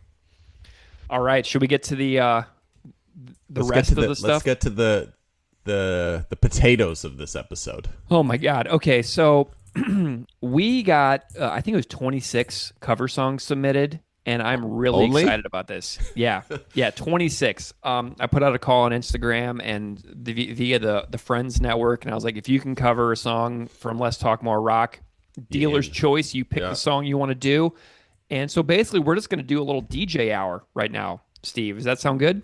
Yeah, and we can add in some whatever thoughts we want on the song, and we'll go from there. All right, well, let's start first here, obviously, with Apparently I'm a PC Fascist because I care about both human and non-human animals, track 1 from the record. I did 2 episodes on this song. The first one was September 25th, 2022, featuring a conversation with Adam Huff, who did several covers for the podcast in the earlier years. And then Matt Milkowski also interviewed Steve Choi from the RX Bandits. Adam did a great cover on that episode. Matt did an amazing job guest interviewing Steve. And then part 2 of this song I did on January 21st, 2023 with Nils Fischer, who also did a great cover. Nils plays in a fantastic band in Germany called Between Bodies. So those 2 episodes feature some great stuff. And Matt Milkowski, who did the interview with Steve Choi from RX Bandits on part 1, he did a cover. And should we talk? Matt did 5 covers for this episode. Do you remember why Matt did 5 covers? Do you remember the origin of Milkowski's insanity for this episode? I do. I Okay. do. I'm wondering if I still have the text message in Okay. my texts here. Let me quickly see if I can find it. I will introduce the cover while you dig through because it's super funny. Matt did 5 covers for this episode. So Matt did the music and background vocals on this cover. The lead vocal is performed by Matt's friend in Chicago, Diego Lopez. I met Diego when Propagandhi played up in Guelph, I think it was. And also they did some additional vocals from their friend Rayshawn Nowlin. So this is the first of 5 Matt Milkowski covers. So did you find that text, or do you want me to just summarize the situation? No, I have the chain. I'm just scrolling through. So Oh just my God. keep vamping. Keep vamping. So I really love what Matt did for this episode. I really enjoy this particular cover. These 2 guys knocked this out of the park. Well, 3, because they got some additional vocals. But Matt worked so hard on all of these covers. It took him months. And the other day, before we were recording this and Matt was finalizing his 5th cover, I texted Matt and I said, does your wife find me to be completely just awful at this point? Is she seriously annoyed by us yet? I think it's what I said. Is your wife seriously annoyed by us yet? And he texted me back and he goes, just asked her. And then a few minutes later, he texted me again and he said, she said, not yet, but soon. So I just have to give a shout out to Matt's wife, because we have been very annoying lately, and the fact that she has been so patient with Matt while he has been recording music relentlessly for the past few months is a very, very kind thing. So that's all the vamping I got, though, Steve. What do we got over there? So on the day of January 10th, 2026, you and I both, Matt Milkowski was attending the Chicago Bears game, playoff game at Soldier Field that day. Mm-hmm. And I believe it's the game they were losing handily. They were getting killed, and it was super cold, like far below 0 Celsius. So, while watching the game at 10:57 p.m. Eastern Time, Matt Milkowski sends both you and I a text that says, if we win this game, I'm making 5 Less Talk covers. Mm-hmm. Guess what happened? Epic comeback. Chicago Bears. Unreal. Great game. Could not believe it.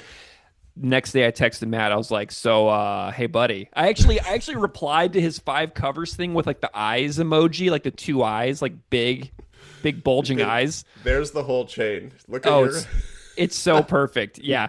So this is the first one. So anyway, here's Matt Milkowski, Diego Lopez, and Rayshawn Nowlin doing Apparently I'm a PC Fascist because I care about both human and non-human animals. Take it away.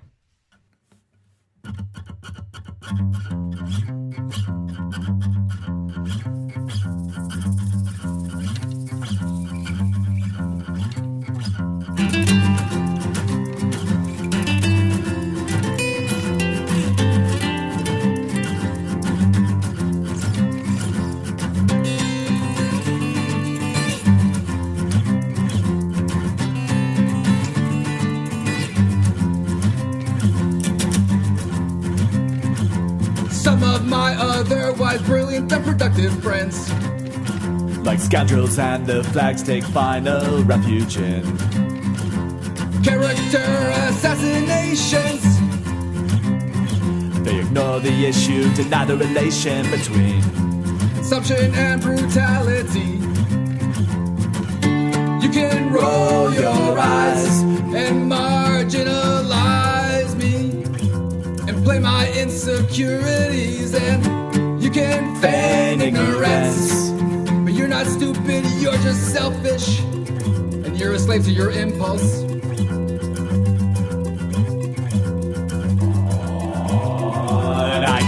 thought we all shared common threads. And that we gravitated here to challenge conventions we've been fed.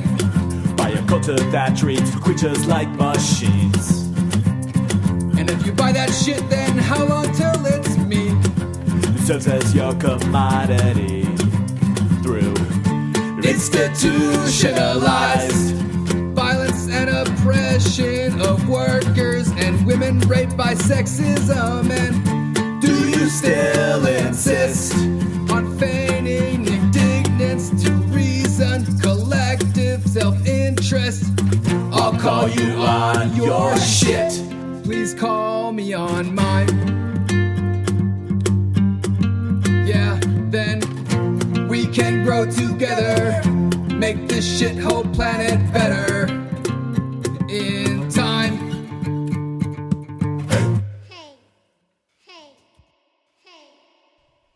Consider someone else. Stop consuming animals. All right, super, super awesome. The second cover we've got is Nailing Descartes to the Wall / Liquid Meat is Still Murder.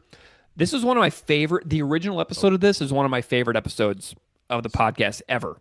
Sorry, before we move on to Descartes, I want to do something different. I'm putting you absolutely on the spot here for each song. Oh, no. Oh, God. What, if you can remember your very first time listening to the record, apparently I'm a PC fascist, what is the one line that jumped out at you from like that, and that, or maybe is resonating with you still to this day? Like, what's the, because in my, like, every song has like definitive lines that were like, oh yeah, this is the line that got me. What's the line with PC fascist for you? Obviously, it's the closing.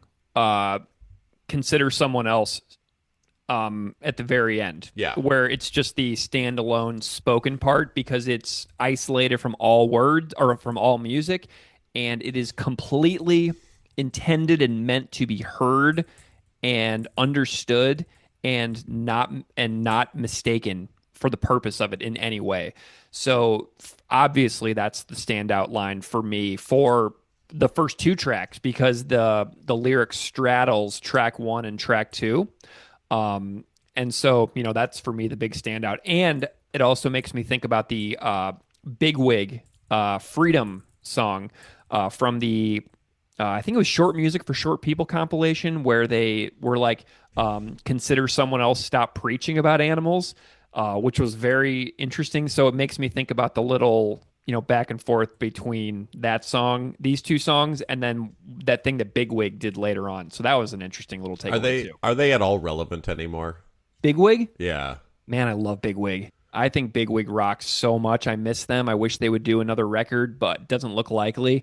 But I mean, Propagandhi is obviously so much more relevant than Bigwig. I feel like Bigwig are still popular in Quebec and Quebec only. That's why they play there every single year. Who knows what the lineup of Bigwig even is these days? You know, for years and years they were teasing like demos and stuff like that, like on social media for making another record after their record from 20 years ago was the last time they did a record. Reclamation came out in 2006. So, but anyway, that's the lyric that stands out to me. Obviously, is the standalone spoken part. That's exactly mine for this song as well. So track 2, Nailing Descartes to the Wall. Like I said, this is one of my favorite episodes we ever did on the podcast. January 27th, 2021. The guests were Dr. Lauren Corman, who is an environmental sociologist in Canada. Grew up in Winnipeg, going to Propagandhi shows in the 90s. Now is an environmental sociology professor who writes and talks about the animal industrial complex. Amazing interview with Lauren. I actually transcribed it recently for print.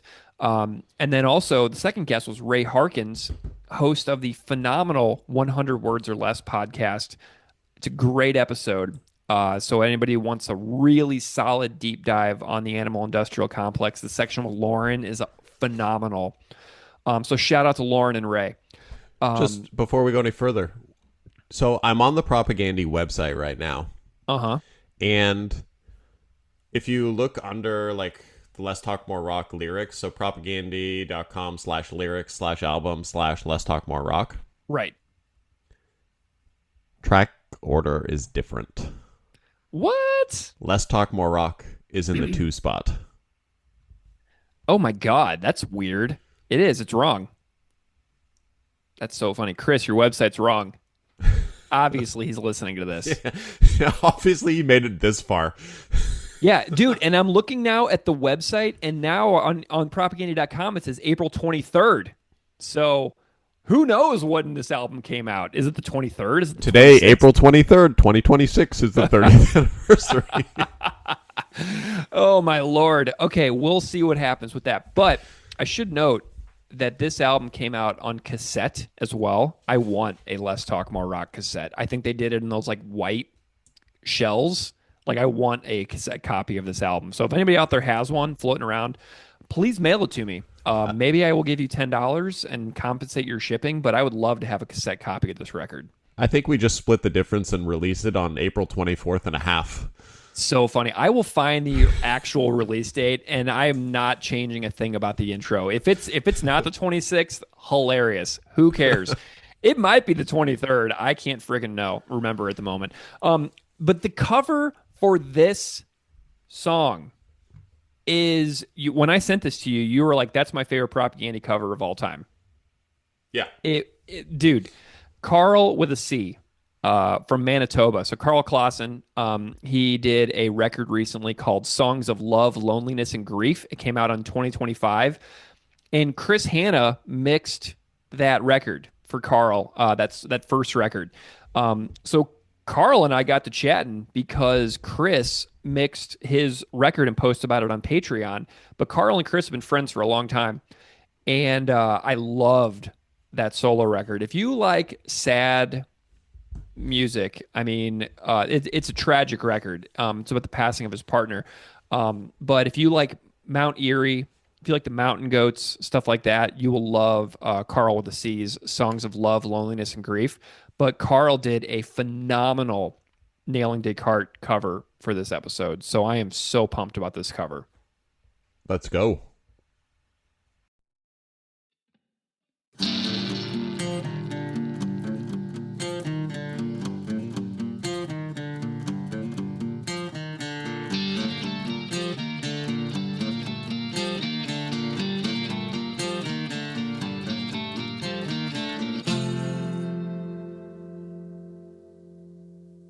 I speak outside what is recognized as the border between reason and insanity. But I consider it a measure of my humanity to be written off by the living graves of a billion murdered lives.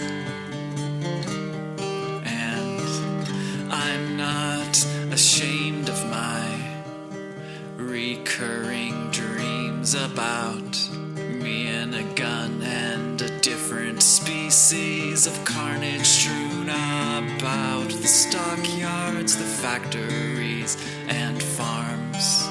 Still, I know as well as anyone that it does less good than harm to be this honest with a conscience eased by lies. You cannot deny that. Meat is still murder, dairy is still rape. I'm still as stupid as anyone, but I know my mistakes. I've recognized one form of oppression now, I recognize the rest. Life's too short to make others shorter. Life's too short to make others shorter. Consider someone else and stop consuming animals. Life's too short to make others shorter. Consider someone else, stop consuming animals.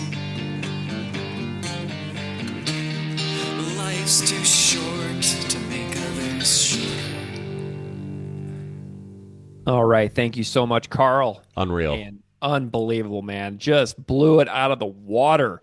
Carl's got another record. He's making another record. So definitely go check out Carl with a C. And check out that first record, especially. Okay.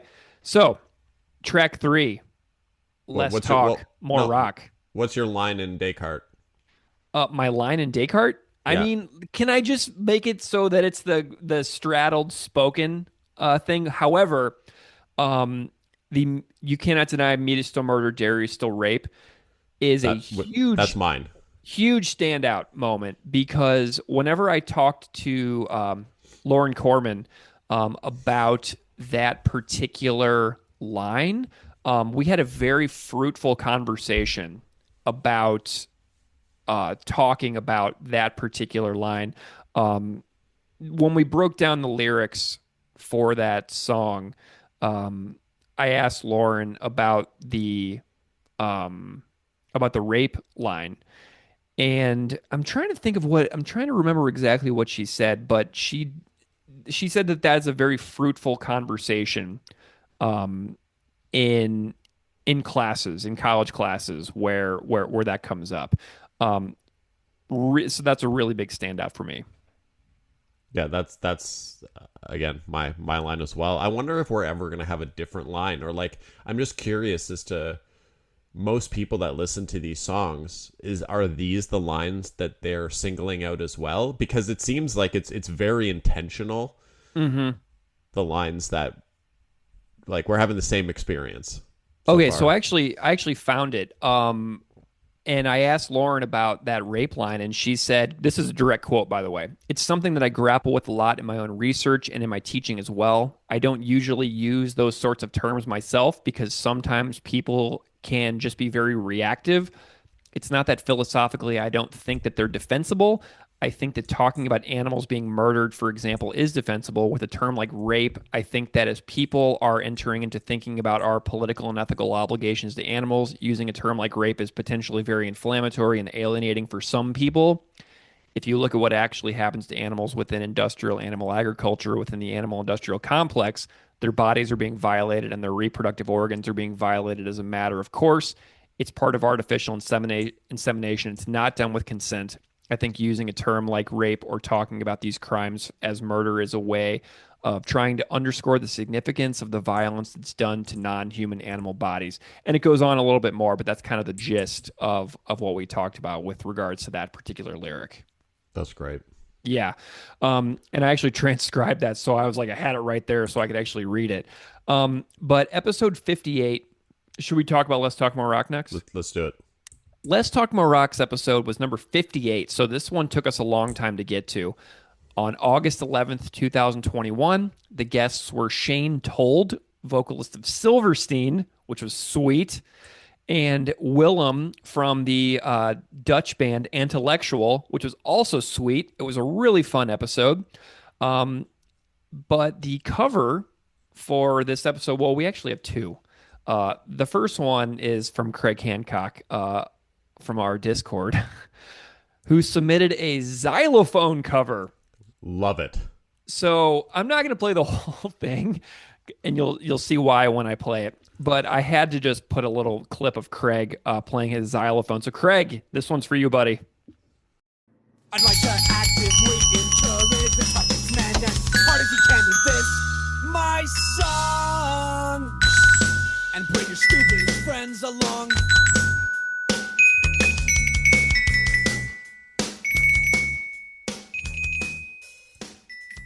All right, Craig, you're the best, man. And then the next one is from our friend Christian, who made a guest hosted episode on August 3rd, 2025 with some How to Clean Everything covers that he made. Christian talked about his covers, talked about his love of Propagandhi. Christian's super young. I think he's like an 18 or 19-year-old college student, and he guest hosted an episode of this podcast. So go check that out. But Propagandhi's for the kids. Yeah, he calls himself, too, on social media, #1 Propagandhi fan, which I took extremely personally. I'm like, you are claiming the mantle of #1 Propagandhi fan? So I obviously invited Christian to host the episode, and he was a great sport about it, and we had a really good laugh about that. Should we have an episode where we invite Christian on and I host a trivia, and it goes you against Christian in Propagandhi trivia Dude, yes. to crown the number one fan? Absolutely. I'm totally I'm totally down with this idea. Okay, so Christian did a cover of Let's Talk More Rock. He performed and recorded everything himself. So this one's for you, Christian. Thank you so much for contributing to this cover of Let's Talk More Rock. Let's hear it. I'd like to actively encourage the toughest man, this hardest candidates, my song, and bring your stupid friends along.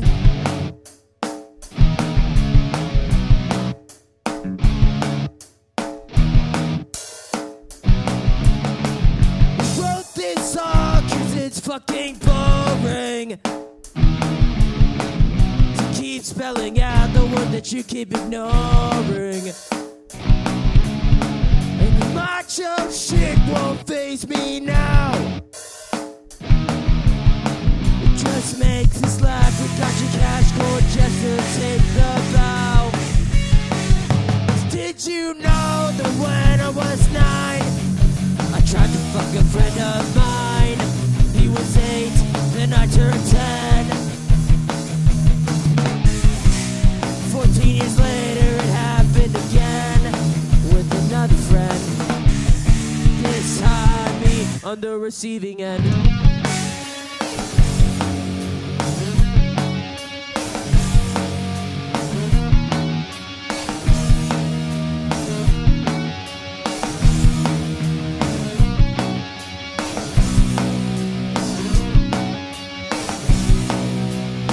All the fists in the world can't save you now. Dance to this, drink to me. My sexuality with your hands down my pants by transitive property. Alrighty. Amazing. Great job, Christian. Thank you so much for doing that. Are you going to put me on the spot about Let's Talk More Rock now, I presume? We're doing it for every song, so just expect it. Yeah. So can you do yours first on this one? For me, it's, did you know that I was 9? I tried to fuck a friend of mine. He was 8. Then I turned 10. 14 years later, it happened again with another friend. Like that right there is the line of the song. It really is. And it's one that made me feel extraordinarily uncomfortable. The first, whole bunch of times I ever listened to the song, because something interesting about being a young man growing up. When you're a teenager, like, things are so weird if like you're not like naturally attracting girls and stuff like that.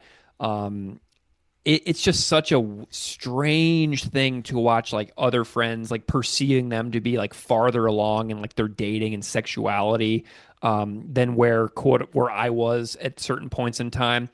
And then I was like, am I just ugly? Do girls hate me? Am I gay? Like, I'm like wearing a Speedo, like at a swimming pool, like I'm around all these like naked guys all the time. It's a very weird situation because I was like a competitive swimmer and with no interest from girls whatsoever. And I'm walking around in these like skimpy little swimming shorts all the time. And it was just I had a weird middle school and high school youth. And so this song made me be like, ha ha ha, oh God, yikes. So this is one that is a very personal song to me because I had tons of doubts about like sexuality and dating and guys and girls and macho stuff, and because I was a little pencil neck dweeb, walking around in a Speedo all the time, 6'3", 120 pounds, like completely ridiculously awkward at every single stage. So this is a kind of a hard one for me, this song, because of how much it resonates with where I was in the late 90s as a person growing and developing in the world. Those swimmer shoulders are paying the bills now, though. I'm still jacked. That's right. So great tune. And And thanks to Christian for submitting an absolutely killer cover song. Moving right along, Anchorless.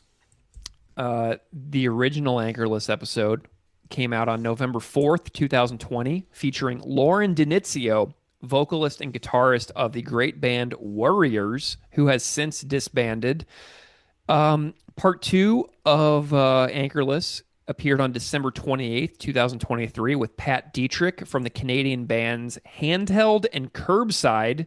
And Pat did an awesome cover of Anchorless for that episode. For this episode, our friend from Ontario, Lisa Gillen, made this phenomenal cover of Anchorless, and it kind of reminds me of Zooey Deschanel from the band She and Him found John Sampson and decided to do a cover. I wonder if Lisa lives near me in Ontario. I don't know. I think Lisa lives in rural Ontario somewhere. I can't remember. A lot of Ontario is rural, so it's hard to know. True, it's a big place. Ontario. There's more of it that's rural than not rural. It's a little big.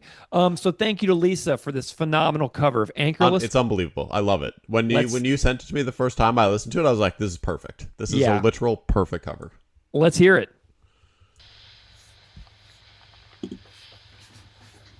They called here to tell me that you're finally dying through a veil of childish cries. Southern Manitoba, prairies pulling at the pant leg of your bad disguise. So why were you so anchorless? Boat abandoned in some backyard, anchorless. The small town that you lived and died in. Got a note from your family home. Got your PG Woodhouse novels and your telephone. Got your plates and stainless steel. Got that way of never saying what you really feel, so anchorless. Boat abandoned in some backyard, anchorless. The small town that you lived and died in.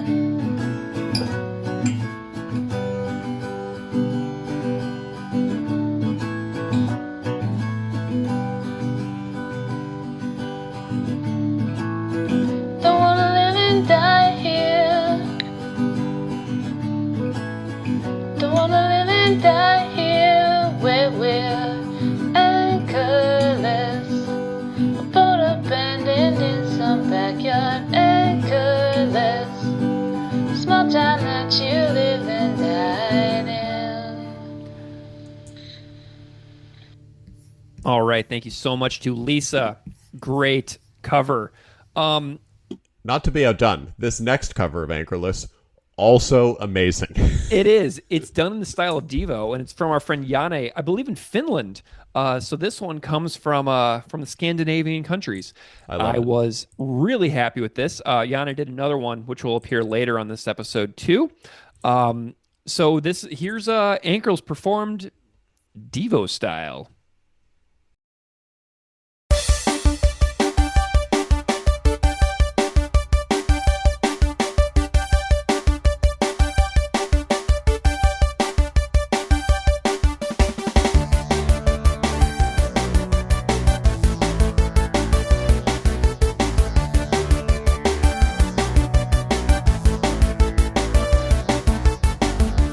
They called here to tell me that you're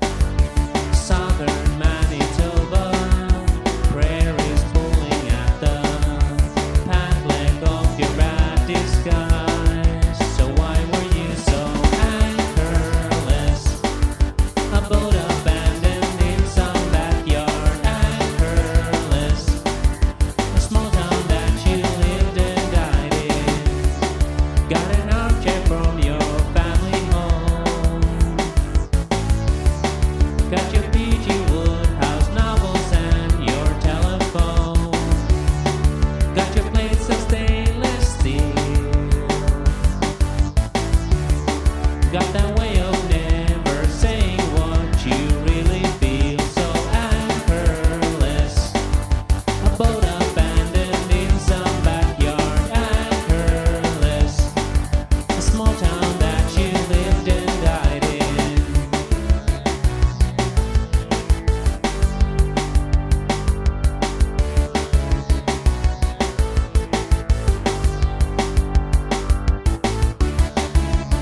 Don't wanna live and die here. Don't wanna live and die here where we're anchorless. A boat abandoned in some backyard. Anchorless. The small towns that we live and die in. All right. So, anchorless. Do you want to know a little bit about my hobby that I have related to anchorless? Does it involve boating? Yeah. Yes, it does actually. So I live on an island in the Buffalo region, and there are boats everywhere. And I have this theory that like a third of houses on the island has an abandoned boat at the house that is just neglected with a tree growing through it, basically. So I go around and I actually snap pictures of people's boats in their driveways, in their yards, in their behind their sheds, and so I have a collection of photographs from here in town with just boats, just completely inoperable, just sitting there forever, that will never be in the water again, as far as I can tell. Coming soon to a coffee table near you, Anchorless. Yeah. An abandoned boat photo book. So my lyric is a boat abandoned in some backyard because it is something that I personally am on the lookout for every day. Mine is Anchorless in the small town that you lived and died in. It just really made me think of like people, like whether not even small town, but like growing up, living and dying all in one place. Mm-hmm. Without Yeah. traveling outside of that place. It just really hits home. Like my grandmother lived to 98 years old and never lived outside of a 3-block radius. That's definitely pretty intense. But hey, you know what? Just because you live somewhere forever doesn't mean you can't go outside of it temporarily on visits and things like that. So when people are rooted in a place and have a deep and strong attachment to it, I can't really fault them. I also know that some people never desperately wish they could leave and can't due to the extreme economic challenge of moving to new places. So yeah, you know, it's wild, the variety of life, you know. Yeah, I mean we're both people that have relocated a number of times. So. Yeah, it is exhausting. Moving sucks. Yeah, moving is the worst. So I have a level of respect for people that are grounded and rooted and feel good about their place. Next song, Rio de San Atlanta, Manitoba. The original episode of this song appeared as episode number 99. This was a podcast takeover episode. By the time we got to Rio San Atlanta, I was so fried on this show because so you dialed up old D-Force. I did. Dan Forcier and Josh Lindley, who hosted Last Believer, a podcast about good riddance. And I handed over the host chair to them. I had a couple of cover songs that listeners submitted. I sent those covers over to Josh and Dan, and I had them do the episode. And it's a fun listen. Like, one of my favorite things that has happened is the random guest hosted episodes that have appeared over the last 6 years, because I've done so many. There's like 250 episodes of this podcast. It's a lot of Greg. Dude, it's too much. And I say that as we create yet more Greg at this exact moment. But Dan and Josh did a great job. Jon Grubb from Zero Cost did a cover on that episode. Paul Hodgert and his kiddo Lou did a great cover. And we've got 3 more covers of Rio San Atlanta for this episode. What are the odds that D-Force is listening to this episode? Very low, but high. Very low. Yeah, Dan and I met. We finally got to meet in person. We've met a couple times now. And I love running across Josh and Dan. And I hope I get to see them this summer. I hope I have a reason for our paths to cross. I mentioned it before, but Dan is one of my oldest friends. And I remember when he used to go by the screen name Dan Hooligan back in the day. But Dan, top-notch dude. And I have high hopes of getting Dan out to Hamilton for a Ticats game this summer. Love it. Okay, so we got 3 covers for this episode. First one, this is awesome stuff. Hip hop version by a group called Snake Mountain. Love it. Very stoked. Snake Mountain, Rio San Atlanta. Let's do it.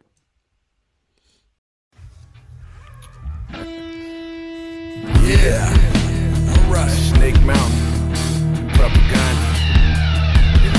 Our cities seem to function quite the same. Quite the same. Sweeping ghettos under one big rug. Makes them easy to contain. So the upper middle class can sleep and convince themselves that trickle down will solve this poverty. So the upper middle class can sleep and convince themselves that trickle down will solve this poverty. Walk on streets. Walk on streets. Their weapons are their pens, desks, and their policies. And the PR campaigns fed by the spoils of war. Against the lazy, shiftless populations of the disenfranchised and poor. Snake Mountain in your fucking face, you little fuck. The system cannot be reformed. Oh man, that's so good. So good. So good. Okay, next one we've got is the second of 5 Matt Milkowski's. This is like a dissonant and like wild listen. Matt brought the intensity on this one. So thank you, Matt, for your amazing Rio San Atlanta cover. Let's do it.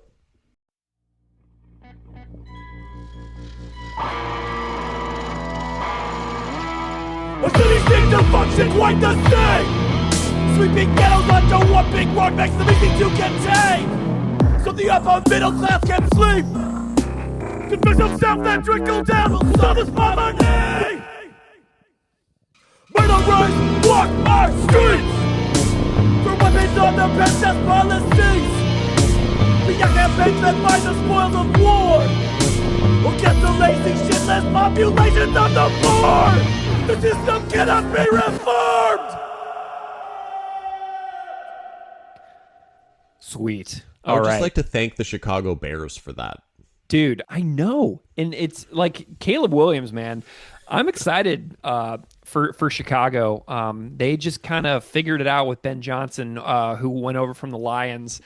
And my favorite thing about this past season with the Bears is when the Bears beat the Packers and Ben Johnson was in the locker room and he's like, fuck the Packers, I fucking hate those guys. And it was so funny that the head coach of an NFL team was just like openly declaring his absolute hatred for another team, and just screaming it, knowing he was being filmed and that it would be broadcast on social media and television everywhere.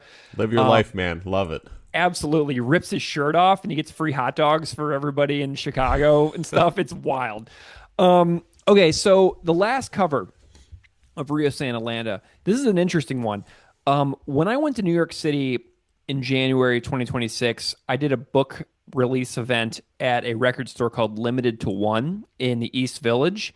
Amazing record store. They are like super big into rarities of like punk and hardcore. Christian, the owner, is an awesome guy who knows how to curate an amazing collection for people that love punk and hardcore. So if you're in New York City, Definitely check them out. But if you're like just online, I think it's limited to one NYC on Instagram. He's also got a Patreon. He's also got a Discord. Great record store. So I did a book release event there, and this guy walks in, and we're chatting, and he's listened to the podcast before, and his name is Scott Rosenstein, and he's a professor in New York City. But on Instagram, he has an account called Calm Oddity, where he does finger drumming covers with like electronica sounds and stuff like that. And he uses finger drumming using Addictive Drums and the ERAE2 MIDI controller. So Addictive Drums is a drum emulator, and he's also using toe blasters called Rolly light pads. And he uses a stem splitter to take out original versions of songs and then add in his own stuff. And so he did a cover of Rio San Atlanta on these finger drumming and toe blaster equipment that he's got.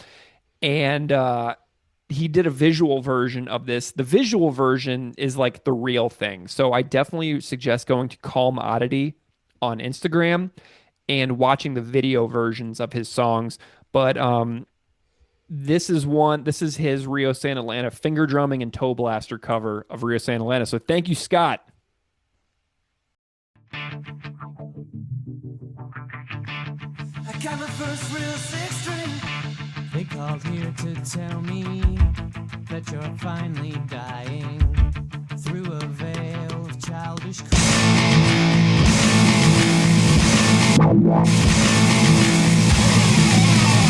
Our cities seem to function quite the same.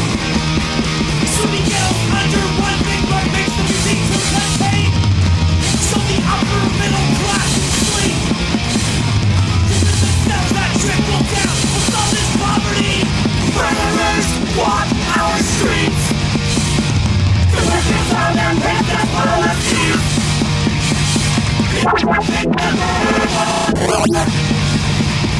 This amazing shift in population of the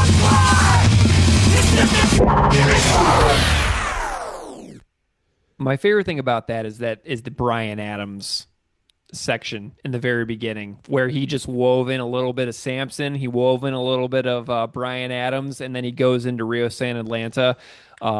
Really cool adaptation. So thank you so much. Check out Calm Oddity on Instagram. I've never heard the term toe blasters before, but if just hearing that, it reminds me of when you go on like a really you go on like a hike on a mountain. Yeah. And then you have to like come down at the end of it. Yeah. The way your toes feel in your shoes, to me, that's what toe blaster should be. Yeah, or running when you've got the black middle toenail. Oh God, who has that? That's gross.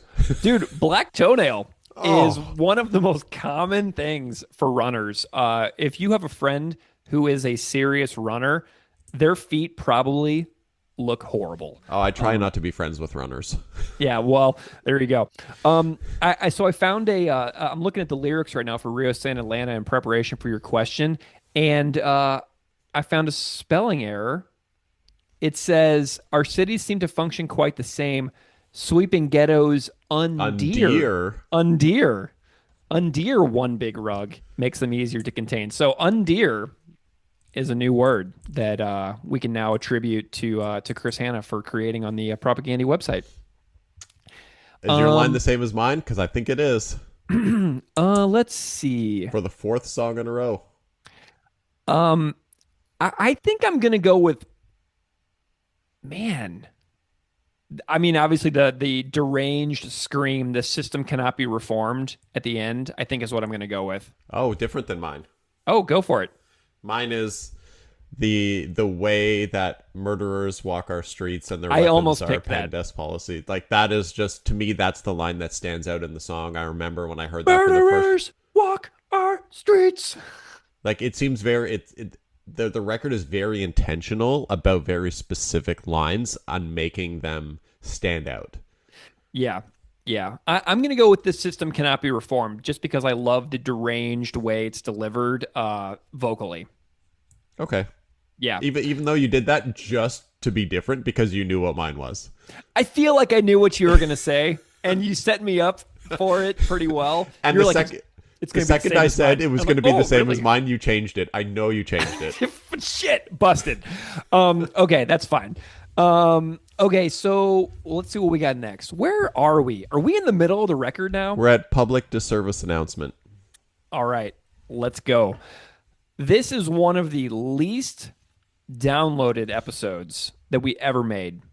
Does it have what is the numbers? Do you have a number offhand? No, I don't have a number, but no one listened to this episode. And if you say you did, you're lying because this was this episode is under, I think this is about 5 listens, 8 listens. I think it's 800-ish. Oh, okay. But just to, give some frame of reference, like our Dear Coach's Corner episode has like 8,000 downloads, and this one has like under 10% of that. So this is one of the least downloaded yet awesome episodes ever on this podcast. It appeared on August 7th, 2023, and the guest is Ramsey Kanan from AK Press and PM Press, who narrated the track. If I could just make a correction, it appeared on October 7th, 2023, not August 7th. Oh, October 7th. Yes. Thank you very much for the correction. I am committed to nobody downloading this episode, so I'm saying the wrong date. The correct date, October 7th. Great episode. We went deep on, the history of Shell's involvement in Western Africa, the murder of the Ogoni leader Ken Saro-Wiwa, who is an activist around the environment there. Great episode, man. But this episode, this song is an interesting one because it originally started, I think, as something called America Rules, where it was just like this mocking bass line, do, do, do, do, of silly music. And then Chris going, America Rules, America Rules. So there's a couple versions of this song. And in the earliest session tapes for Let's Talk More Rock, it's still called America Rules on some of the original master tapes that Chris has posted on his Patreon. So that episode, Ramsey, super good. There's a cover from Freaking Snap and Matt Milkowski on that episode. And I'm going to replay Matt Milkowski's cover. This is the only cover. So does that make a 6th Milkowski? This is a 6th Milkowski on this episode. And the reason I'm putting this on here is because no one listened to this episode when it came out. And this cover is absolutely mind-blowing. Matt and Ollie Hobson, his friend in Chicago, did this cover, and they did such an awesome job that I'm replaying it now. So enjoy Matt Milkowski and Ollie Hobson doing a public disservice announcement.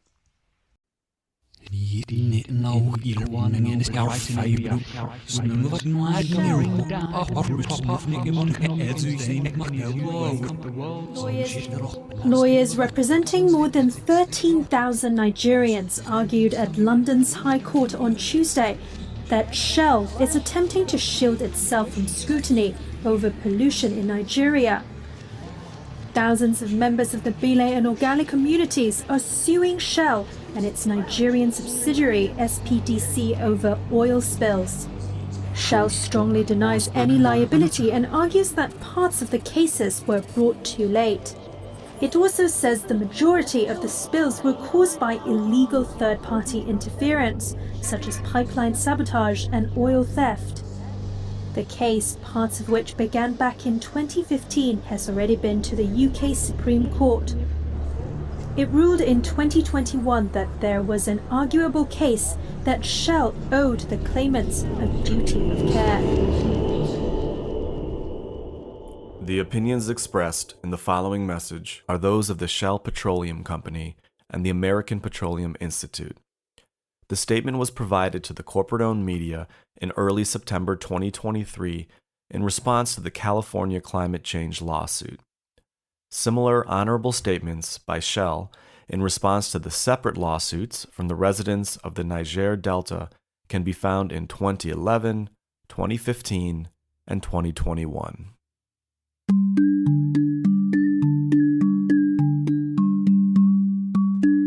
The record of the past 2 decades demonstrates that the industry has achieved its goal of providing affordable, reliable American energy to U.S. consumers while substantially reducing emissions and our environmental footprint. This ongoing, coordinated campaign to wage meritless, politicized lawsuits against a foundational American industry and its workers is nothing more than a distraction from important national conversations and an enormous waste of California taxpayer resources. Climate policy is for Congress to debate and decide, not the court system. All right. Thank you to Matt and Ollie for that great cover. It was totally worth replaying.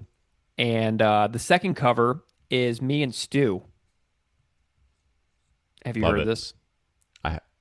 I mean, who isn't a fan of Stu?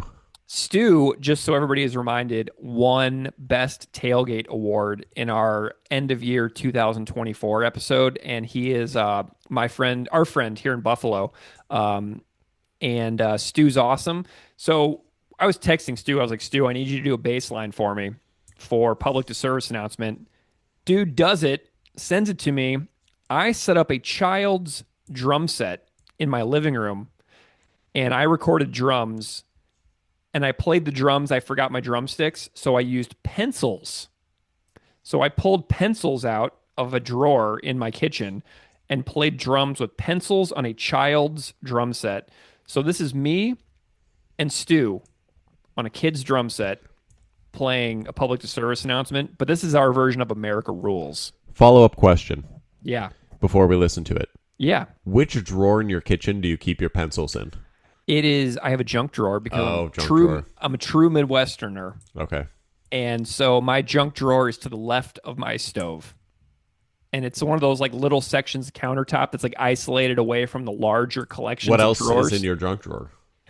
Magnifying glass, tape measure, a couple of different screwdrivers, pens, pencils, tape, scissors. It's basically my kiddo's homework drawer as well.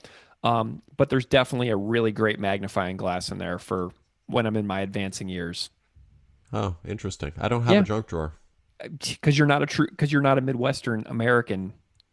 If you were, you'd have. I grew up with a junk drawer, but I have very limited drawers now. So they're all very functional. I've been to your house. You two are too organized. So, I blame your skilled organization. But anyway, here's me and Stu. America Rules. Let's do it.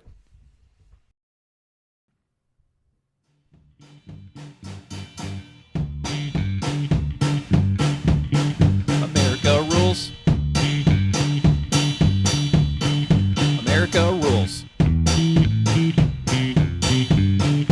America Rules. America Rules.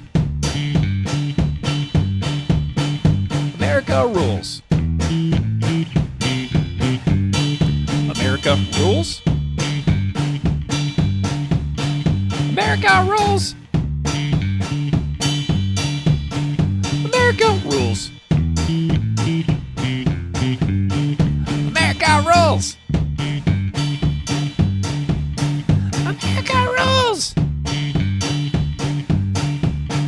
America Rules. America Rules. America Rules. America Rules. America Rules. America Rules. America Rules. Clearly the cream of the crop cover song for this episode there. 10 out of 10. Loved it. Anyway, are we talking about the lyrics? Yeah, give me a line. don't be a coward, give me a line. Okay, so Ramsey, when he told the story of recording the vocals for that, he told me that he did it 2 different times, and this song also has a standalone no music section. The world where companies use their economic influence to prop up or bring down governments will be a frightening and bleak one indeed. With no music, definitely my standalone. But I got to do a special shout out to the clear cutting chainsaws in the background on this song. So if I could pick something that's like the most influential for me, it's not the words necessarily that's being said, it's the clear cutting sound effects in the background, showing what happens to the natural world for the profit and gain of the billionaire class that kind of runs the world. So I think that I'm going to go with the last spoken word section over no music, but also honorary shout out to the chainsaws. Mine, again, is the world where companies use there. So mine's the same as yours. Dude, it's funny how Propagandhi does that, though, where it's like a special thing that people can latch onto is kind of like the mission, the overall goal of the song. And I'm wondering what percentage of the listeners have the same lines as us, and what percentage of the listeners are lying and saying they don't have the same lines as us. Yeah. Because you busted me lying. You busted me on the last song. Next song. This is the heart and soul of the record, if you would ask almost any listener of the band, right? Which I find crazy because this is not a standout song for me. It's definitely a standout song for me, but it's kind of got the it's kind of got the American Jesus effect for me, where it's like I've heard it so many times that I can just hum it to myself in my head, and I don't really need to listen to it as much anymore. But I did listen to it the other day, and it still fucking goes, man. So we thought that nation states were a bad idea. We did a very huge 4+ hour deluxe episode of this on May 23rd, 2024, where I compiled everything that ever got said about this song into one.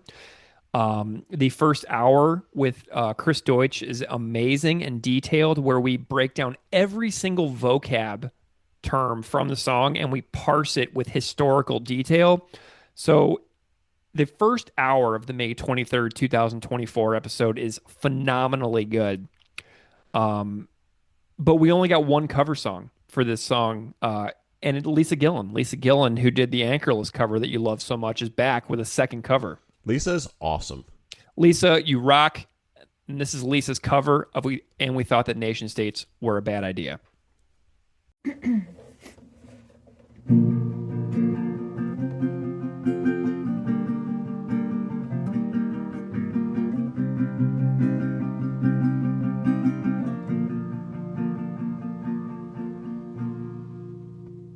Publicly subsidized, privately profitable, the anthem of the upper tier, puppeteer, untouchable. Focus a moment, nod in approval. Bury your heads in the barcodes of these neo-colonials.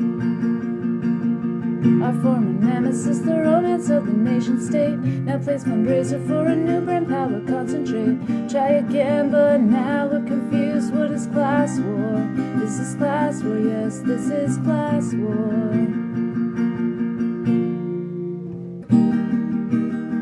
And I'm just a kid, I can't believe I've gotta worry about this kind of shit. What a stupid world.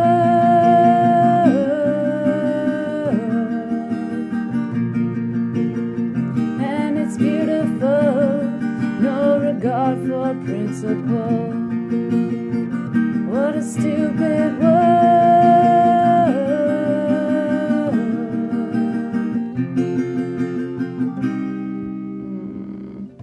Born, hired, disposed, where that job lands, everybody knows. You can tell by the smile on the CEO. Environmental restraints are about to go. You can bet laws will be set to ensure the benefit of unrestricted labor laws, kept in place by displaced government despots. They own us, they own us, produce us, consume us. They own us, they own us, produce us, consume us. fucking believe. What a stupid world.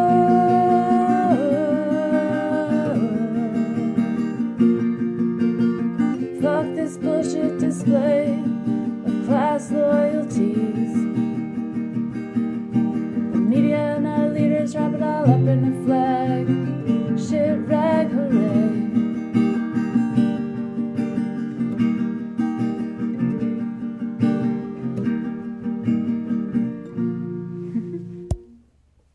All right.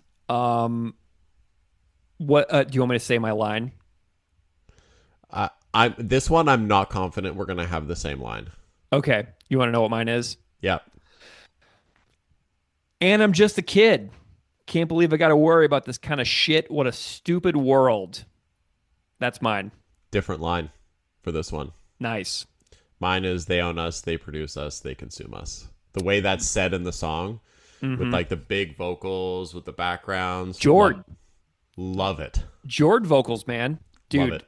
Jord, if you hear this, please sing again on a future record. If you guys ever make another record, please, I want more Jord vocal. Because he really brings it.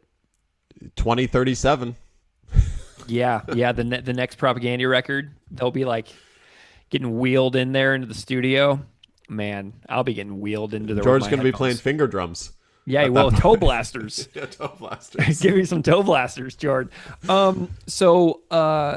Yeah, love this song. Legendary. It put Propagandhi on the map, I think, more so than Anti-Manifesto, if you ask me. Although Anti-Manifesto opened the first Fat Records compilation, but I think that as those comps existed longer, like Survival of the Fattest that this one was on, I think was just a more popular comp in general. I was at that point, like at the Warped Tours, they were giving those away for free, basically. Just like anyone who walked in the door was getting a copy of Survival of the Fattest or whatever. Yes.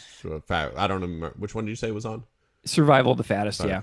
So interestingly, there are also 3 versions of Nation States that exist recorded. There's the one that was recorded at God of Thunder Studios in Winnipeg for the I'd Rather Be Flag Burning 10-inch.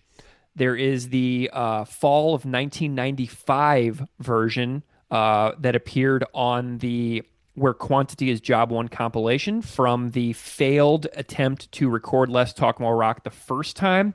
And then there is the January of 1996 version, which Ryan Green recorded on the successful attempt to record the record. But the compilation version is actually the second attempt. So the Fat Records compilation version and the Less Talk More Rock official version are 2 separate recording sessions. So they actually had 3 goes at recording this particular song. Third time's a charm, right? Indeed. All right. So next track. Well, next track, yeah. I Was a Preteen McCarthyist. This appeared as episode 84. With Dr. Tim Gill, friend of the show, Ryan O'Nan, notable actor from series like Fargo and Queen of the North, and Robbie Lester from the band The Ghostwrite. And also this episode had another cover from a band called Shepherds and Sailors. I had no co-host at this time. I made the Preteen McCarthyist episode without you and without sad. Keith. It was the dark ages. It was the middle era. There was the connective tissue between Keith and Steve. But we got 2 covers for this one. I'm very pumped. Ryan Nash, who is world famous as the guest on the This Might Be Satire episode. That's what he's most well known for. He's second most well known as being the bassist for Beeves' band Agassi. Ryan has a home recording setup studio. Ryan performed and recorded this entirely himself. Ryan also played drums on Beeves' newest solo record for Kyle called World Ship. So Ryan is out there killing it. Did a great cover of Preteen McCarthy. So Ryan Nash, take it away. That word's elementary. Respect your God of flag, our military. Grade 3 had a written composition about the global threat of communism. And I was the luckiest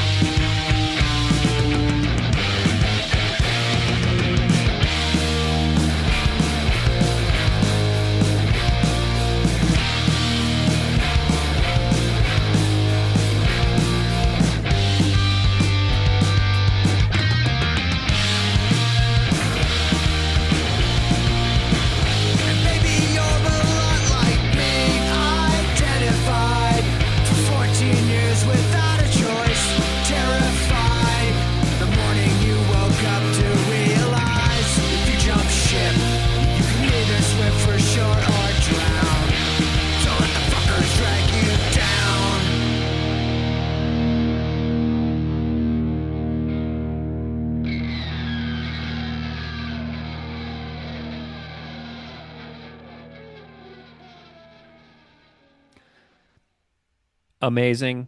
Thank you, Ryan. You rock. Love the cover. We got another cover. It's by the band Better Before, sent in by James from the band Better Before. So James and Better Before, I was a preteen McCarthyist. Take it away. Hey, old Edwards Elementary.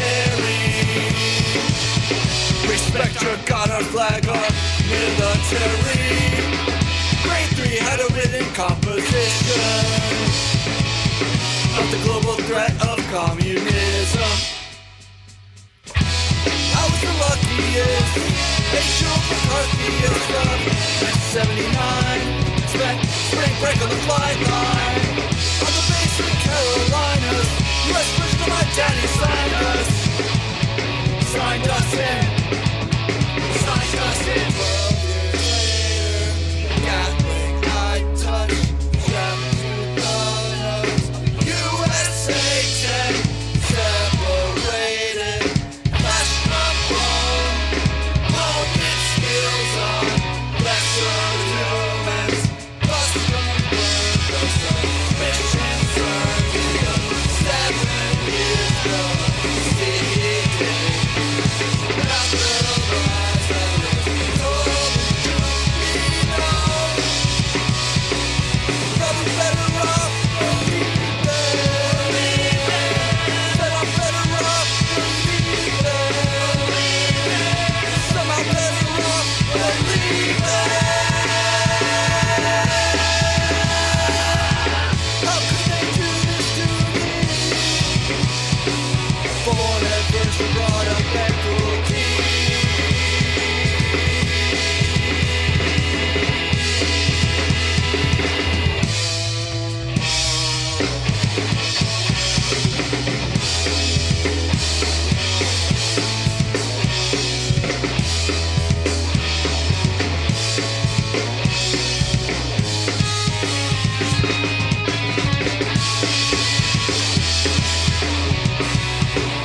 Maybe you're a lot like me, identified. 14 years without a choice, terrified.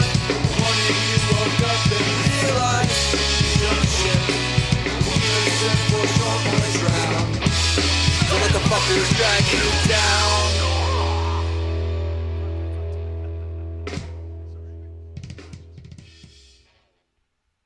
Alrighty. So, two great covers. I So good. love Preteen McCarthyist. Great song. Maybe my favorite song on the record. Wow. Yeah.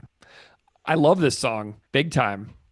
All right, hit me with your standout. Alrighty. Let's see. I'm scanning the lyrics here. I mean, obviously, it's the conclusion line. You know, terrified the morning you woke up and realize if you jump ship, you can either swim for shore or drown. Don't let the fuckers drag you down. It's like this hopeful conclusion that I need because Propagandhi songs make me feel so much despair about the world in general. But then they are like, then they give you these, you got to keep on trucking anyway. Don't let the fuckers drag you down. They've got these like little conclusions that are just like, or you got to kick at the darkness till it bleeds daylight. I'm just like, So this is one of those ones where they just, write about some challenging material. And then they give you this little itty bitty teeny tiny nugget of hopefulness at the end. This song has my favorite part on the entire record. It's the line, I'm probably better off believing. Well, they said I'm better off believing somehow. The vocal on the last believing that carries over into the next part. And then Chris, but how could they do this to me? It is phenomenal. It's perfect in every way imaginable. Yeah. That vocal. And the line, the way it's delivered, but how could they do this to me? Born head first, brought up ankle. Like that whole section.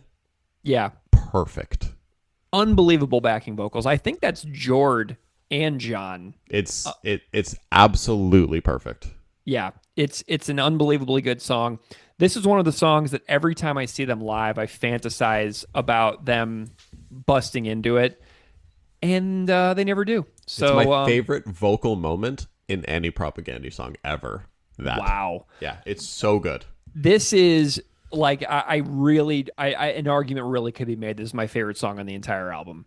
And so I'm so glad we got a couple great covers for it because this song is one that gives me the feels big time. Phenomenal. Okay, cool. Well, let's move right on here. So Resisting Tyrannical Government, perfect song, obviously. We've talked about this song a bunch of times on this podcast. Keith and I talked about it on July 25th, 2020. It's one of our earliest episodes. I think it's episode 8. And then it arose on your chat with Dave Zamboni. And then it popped up again on my conversations with a friend of the podcast, Fred Vanshee from Etnies, and Taryn Cochran from the CBC. Great song. It also popped up on one more episode. No, did it? It did. It popped up on the Fidelis Hearst episode in the chat I had with Chevy.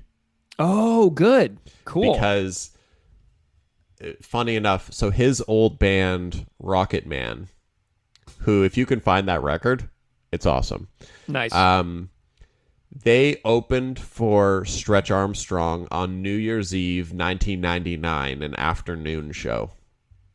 Mm-hmm. And they covered Resisting Tyrannical Government opening for Stretch Armstrong. Oh, amazing. And I've never heard an audience like be more indifferent or aggressively just like pay attention to a band in my entire life is when they played this song opening that show. Like nice. People were like, and my friend Dave was the promoter of that show, and I got them on the show as kind of like a special like favor thing. He said that people came up to him and said, if you ever put them on a show again, I'm not going to your shows anymore because they played this song. That rules. Well, Propagandhi has been, they've been a little confrontational over the years, and people take them certain ways sometimes. So that doesn't surprise me. We've got so many covers for this song, and I kind of feel bad for the people that did covers of this song because we got so many. How do you think we should do this? Should we just introduce all of them and then just have like 10 straight minutes of Resisting Tyrannical Government? I think we got to do one by one to give everyone their flowers.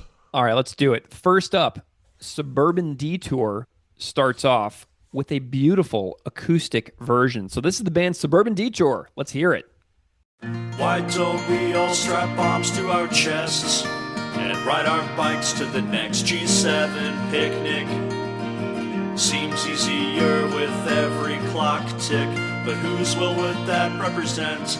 Mine, yours, the rank and file, or better yet, the government.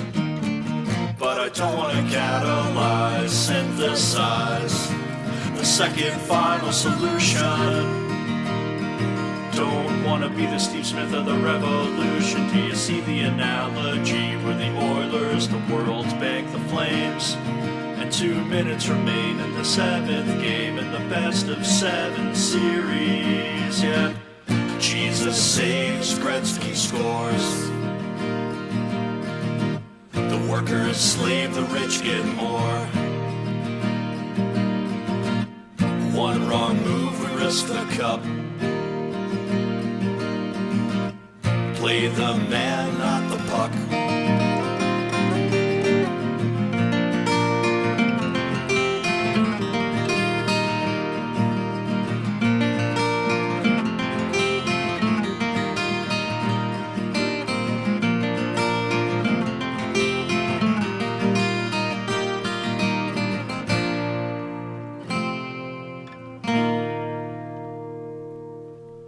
Why don't we plant a mechanic virus and erase the memories of the machines that maintain this capitalist dynasty? And yes, I recognize the irony that the system I oppose affords me the luxury of biting the hand that feeds. But that's exactly why privileged fucks like me should feel obliged to whine and kick and scream. Yeah, till everyone has everything they need. Gorgeous rendition, if I do say so myself. Love it. Next up, this is an interesting one. The band is called Girl Band, and a member of this band is friend of the podcast, Scott Robertson. Scott is awesome. Love Scott very much. Scott wrote a PhD dissertation in the College of Education at his university that he went to about Propagandhi. He appears on our Hidden Curriculum episode as the interview guest, and Scott is awesome. He is at Propagandhi PhD on Instagram, where you can follow his work and his research, where he interviewed members of the band. But Scott's band did this freaking ripping cover for Resisting Tyrannical Government for this episode, and I believe they're releasing it to streamers as well, in like an authorized licensed fashion. So you should be able to find this one streaming online on like real services if you search Girl Band on like Apple and stuff like that. So let's hear it. Girl Band, Resisting Tyrannical Government.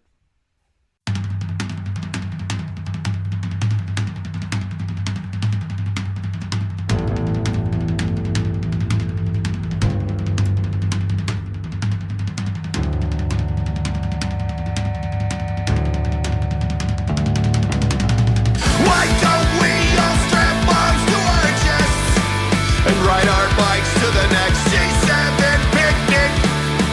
Seems easier with every clock tick, but whose will would that represent? Mine, yours, the rank and file, or better yet, the government.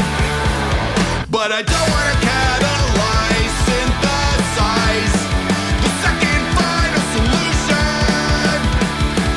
Don't wanna be the steeds of the revolution. An easy analogy were the Oilers, the World Bank, the Flames. 2 minutes for me in the 7th game of the best of 7 series. Yeah, Jesus saves, Gretzky scores. The workers slay, the rich get more. One wrong move, we risk the cup. Play the man, not the puck.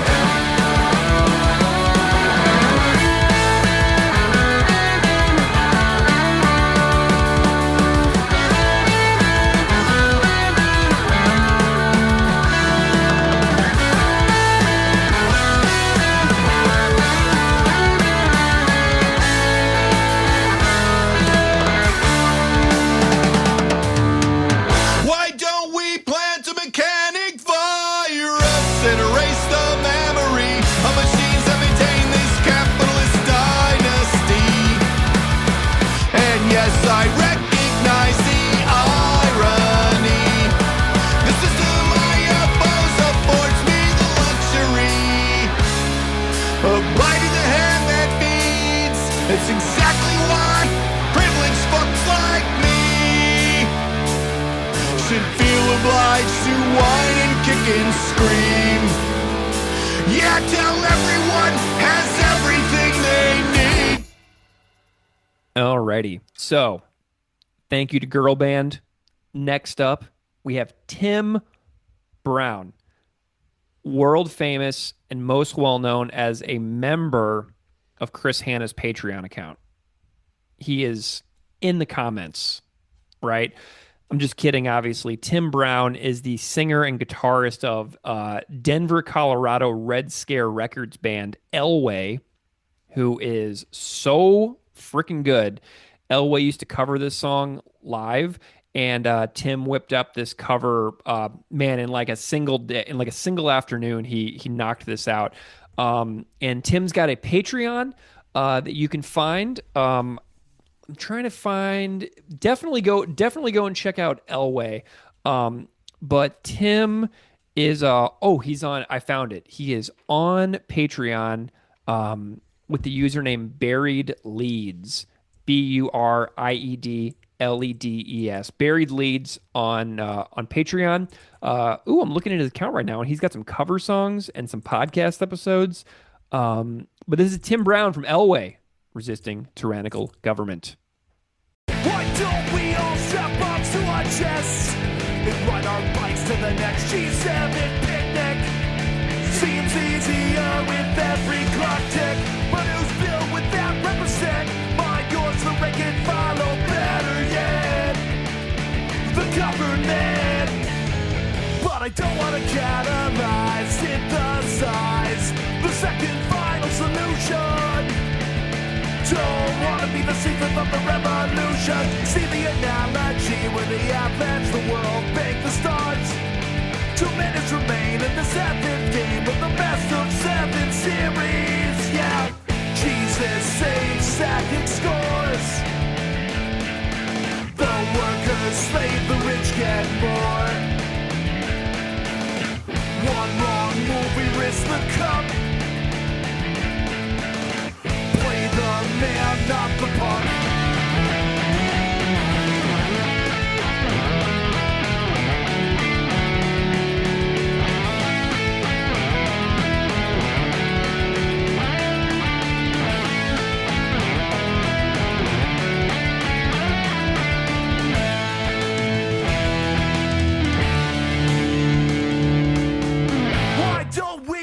A mechanic virus to erase the memory of machines that maintain this capitalist dynasty.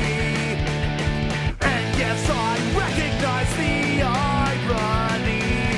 The system I oppose affords me the luxury of biting the hand that feeds. That's exactly why privileged fucks like me should feel obliged to whine and kick and scream.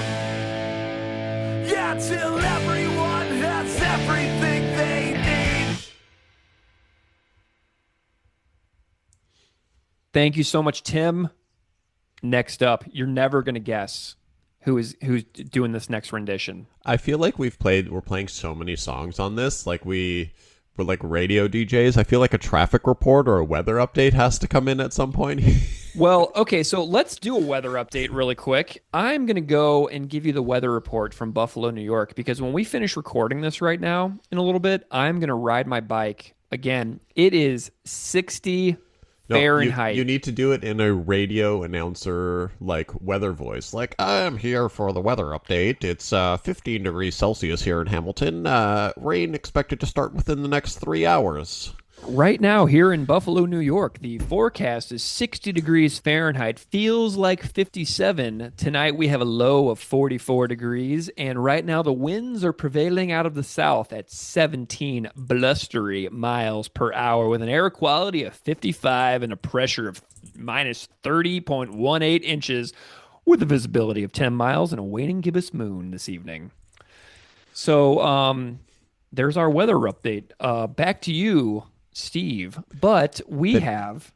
Next cover, guess what? More Milkowski. He's got some electronica for us this time, which I'm pretty stoked about. This is some good shit right here, man. He really is just all over the map in his styles. So, Matt Milkowski, resisting tyrannical government.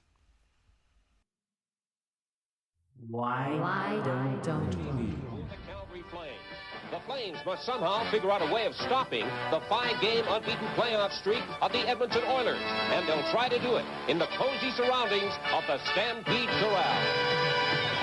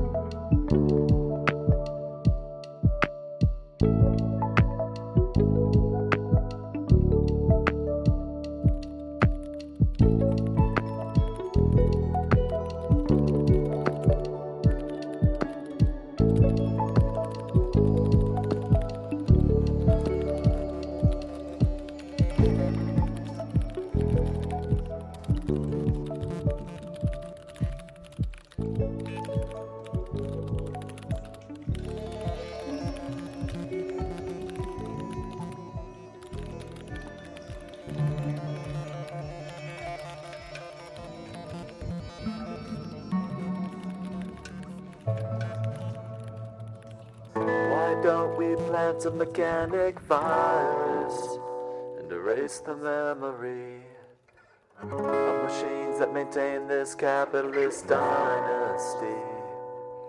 And yes, I recognize the irony.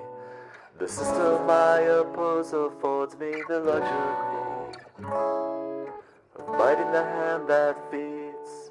It's exactly why privileged fucks like me should feel obliged to whine and kick and scream. Yeah, till everyone has everything they need.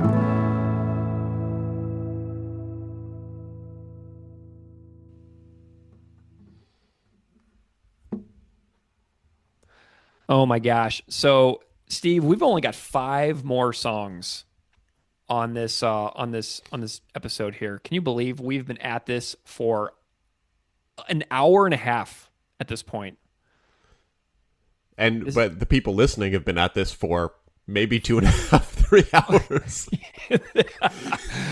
Oh, wow. All right. So next up, wait, did we talk about resisting tyrannical government's best line? No, we didn't. You're trying to dodge it.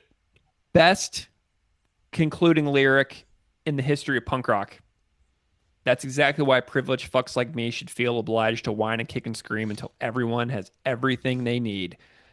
Universal healthcare for all, man. Like, this is like one of the things that I just want people to be taken care of. That is what I want in this world, and that is the opposite of what I see happening in the country that I currently live in. And so this lyric makes me so mad because this is what I want to happen, and this is what is not going to happen while I am alive on this planet, and it breaks my heart. Mine's a different line again. Jesus saves, Gretzky scores. Jesus saves, Gretzky scores, the workers slave, the rich get more. And I feel like that was your line, but you knew that was going to be mine. No, absolutely not. I am denying that accusation. The other one I copped to. This one, it's absolutely privileged fucks like me. I wish everyone could see the video of this podcast, because while Greg was saying that he was denying it, he was nodding in agreement with me. And you've never brought up the fact that I'm wearing a shirt with pink flamingos. Your flamingo shirt is great, but you're also trying to distract from the fact that you just lied again, and it's fine. I'm wearing a Hawaiian tiki shirt while we're recording this because it was easy to put on after I got here in my bike stuff. All right, next song, Gifts, episode 35, appeared on January 13th, 2021. Tim Crisp was the guest. He was the phenomenal host of As You Were, a podcast about Alkaline Trio, and Road to the Skeleton Coast, which he co-hosted with Brendan Kelly. And he also hosts the Better Yet podcast, where he talks to musicians and artists about their work. As I've said on this podcast before, As You Were, a podcast about Alkaline Trio is the reason why I got the idea to do this podcast in the first place. And so I invited Tim on to where I could tell him that. And he chose a John Samson song to talk about. So we had a really good episode on that one. And we got 3 covers. 3 covers of Gifts. And this is my favorite. 3 gifts, if you will. We did, yeah. This is my favorite John Samson song when he was in Propagandhi as well. So, really? Yes. Out of the songs that John sang for Propagandhi, this is my number 1. No question. Interesting. And you know who agrees with me? John Samson. Mm-hmm. So, the first cover is Paul Hodgert. And I'm surprised this is the first time we're hearing Paul on the episode today, because usually Paul is on the episodes a lot. Yeah, Paul basically is like the host. Yeah. Paul's on more than I am. But Paul did the No Longer Young cover on the last episode too. Which is perfect. Absolutely perfect. This is another perfect one. And you'll notice that there is a very recognizable voice doing the capacity backing vocal. And it's me, baby. Me. I did the backing vocals on this one. So, were you sitting in that chair right there when you did it? No, I was in the other room, and I was actually standing up. And I have a Rode NT1 vocal mic out there with a little isolation chamber that has like the foam and stuff on it. So I actually tried. to do a good job. Do you leave that? Do your Airbnb guests get to use the vocal isolation booth for? No. They're locked in the back of the house. They're locked away from the section of the house where I do all this insanity. But here's Paul Hodgert with me accompanying him for gifts. Wake up coughing tired with my face in my hands, staring out the window as the sunlight demands action, all the energy it takes to close these bedroom blinds. Wrote the selfish sadness on a bathroom wall, spent half the span of some lost cultures rise and fall, but I'm as clueless as a drooling 4-year-old. Still hoping I might find the capacity to let you know I know you're lonely. So here's the last call for regrets, a final slow dance through the days that we all hold on to. Here's the promises I've made, tied too tight to undo, an unwrapped gift from me to you. The slightly insane on the 18 North Main, reaching for a small town downtown night rain. Nothing I could say could be worth saying anyway today. Like, hey, whatever happened to what's that guy's name? We get a little older and it looks the same askance. Excuse my failing sense of humor. Still hoping I might find the capacity to let you know that we're all lonely. So here's the last call for regrets, a final slow dance through the days that we all hold on to. Here's the promises I've made, a razor blade, this broken piece of chain, a history left to rust out in the rain.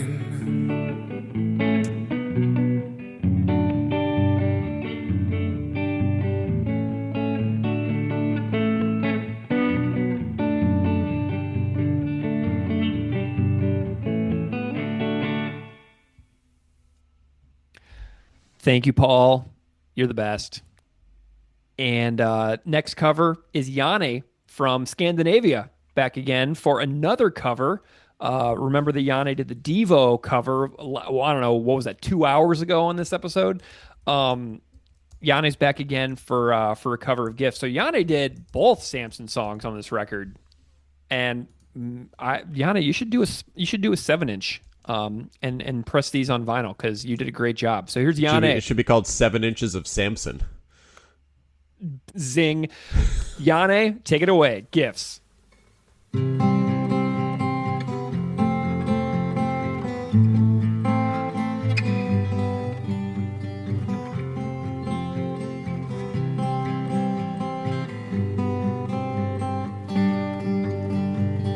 Wake up coughing tired with my face in my hands, staring at the window as the sunlight demands action, all the energy it takes to close these bedroom blinds. Wrote this selfish sadness on a bathroom wall, spent half the span of summer's cultures rise and fall, but I'm as clueless as a drooling 4-year-old. Still hoping I might find the capacity to let you know I know you're lonely. So here's the last call for regrets, a final slow dance through the days that we all hold on to.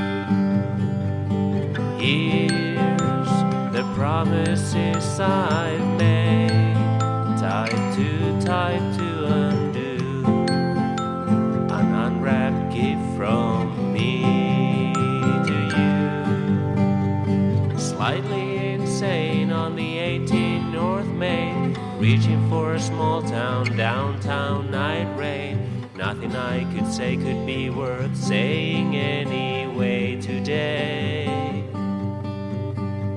Like, hey, whatever happened to what's that guy's name? We get a little older and we look the same. Askance, excuse my failing sense of humor. Still hoping I might find the capacity to let you know that we're all lonely.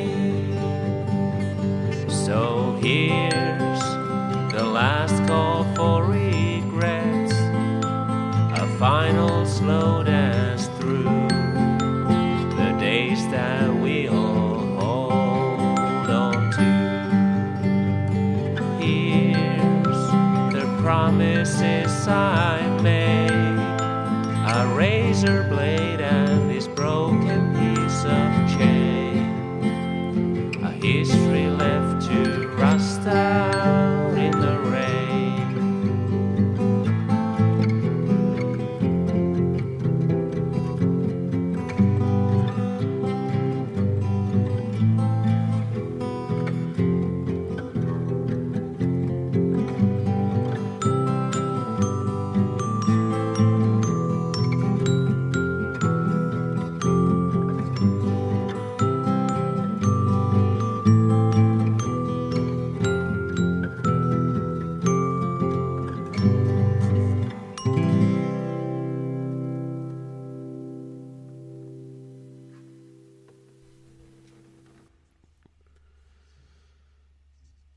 All right. Thank you so much, Yanni, for your 2 Samson covers. Next up, we've got Andrew Pearson. You know, something that I love. Okay, so this is obviously a more lo-fi cover, right? I cranked the volume all the way up, but I always tell people that this podcast, there is do whatever comes out. And obviously, I think this was recorded on a phone. I have the volume cranked on this one on the audio file. But I want anybody that wants to be involved in this podcast to be involved. And Andrew sent in this cover and he did an awesome performance. And it's just like a lo-fi, awesome bedroom recording. So thank you, Andrew, for sending in your cover of Gifts. Let's hear it.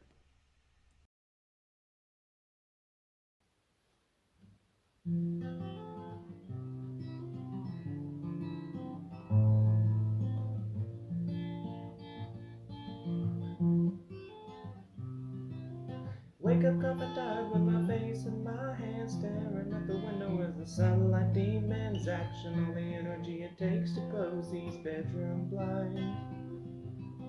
Wrote this epic sadness on a bathroom wall, span half the sunless culture's horizon fall. Well, I'm as clueless as a drooling 4-year-old.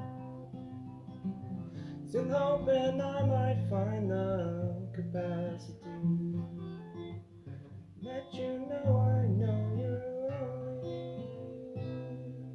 So here, the last call for regrets, the final slow dance through days that we all hold on to. Here's the promises I've made, tied to undo, an unwrapped gift from me to you.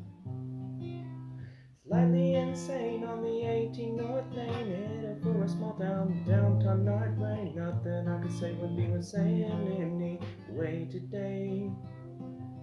Like, hey, whatever happened to what's the guy's name? Get a little older and we look the same. Askance, excuse my failing sense of humor. Still hoping I might find the capacity to let you know I know you're lonely. So here, the last call for regrets, the final slow dance through days that we all hold on to. Here's promises I've made, the razor blade and these broken pieces of chain. History left to rust out in the rain.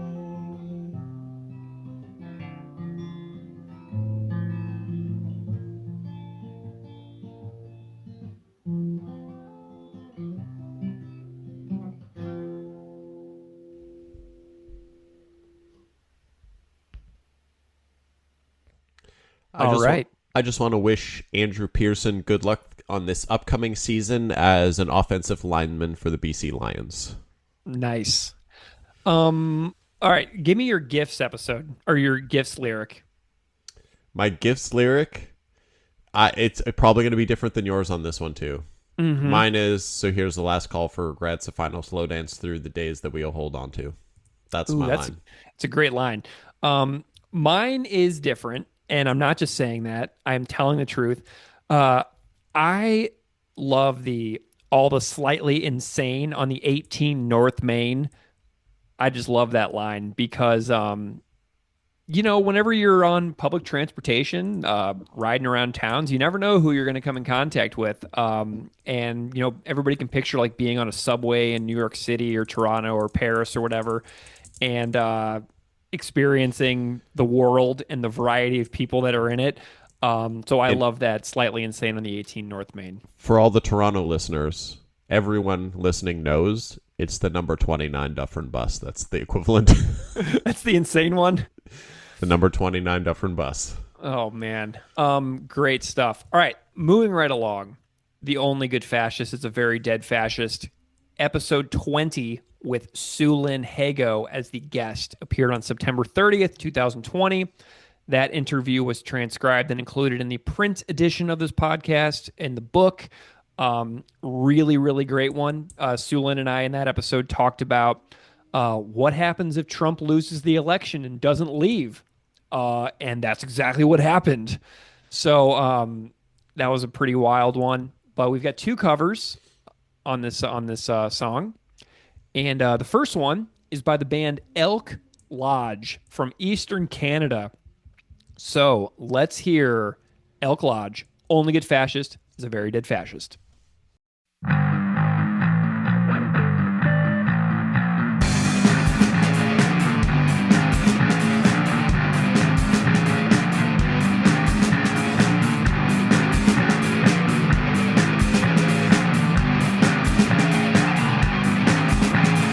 Swastikas and clan robes,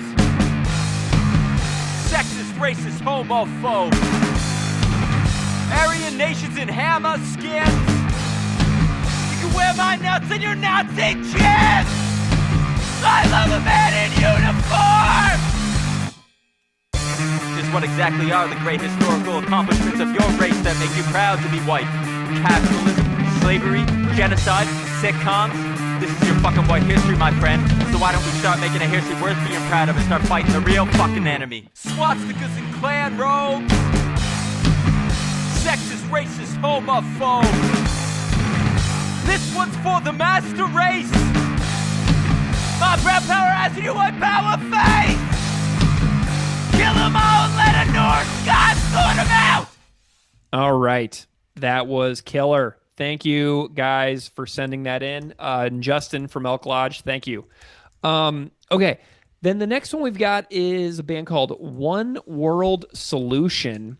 And you'll hear a little bit of crossover between this and the hip-hop cover from Snake Mountain from earlier, from Rio San Atlanta. So this is One World Solution doing Only Good Fascist is a Very Dead Fascist.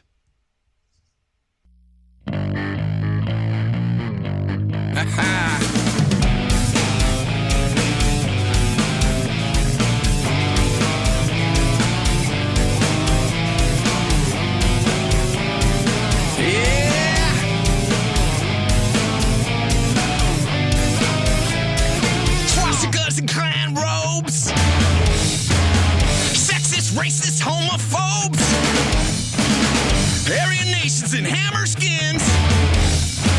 You can wear my nuts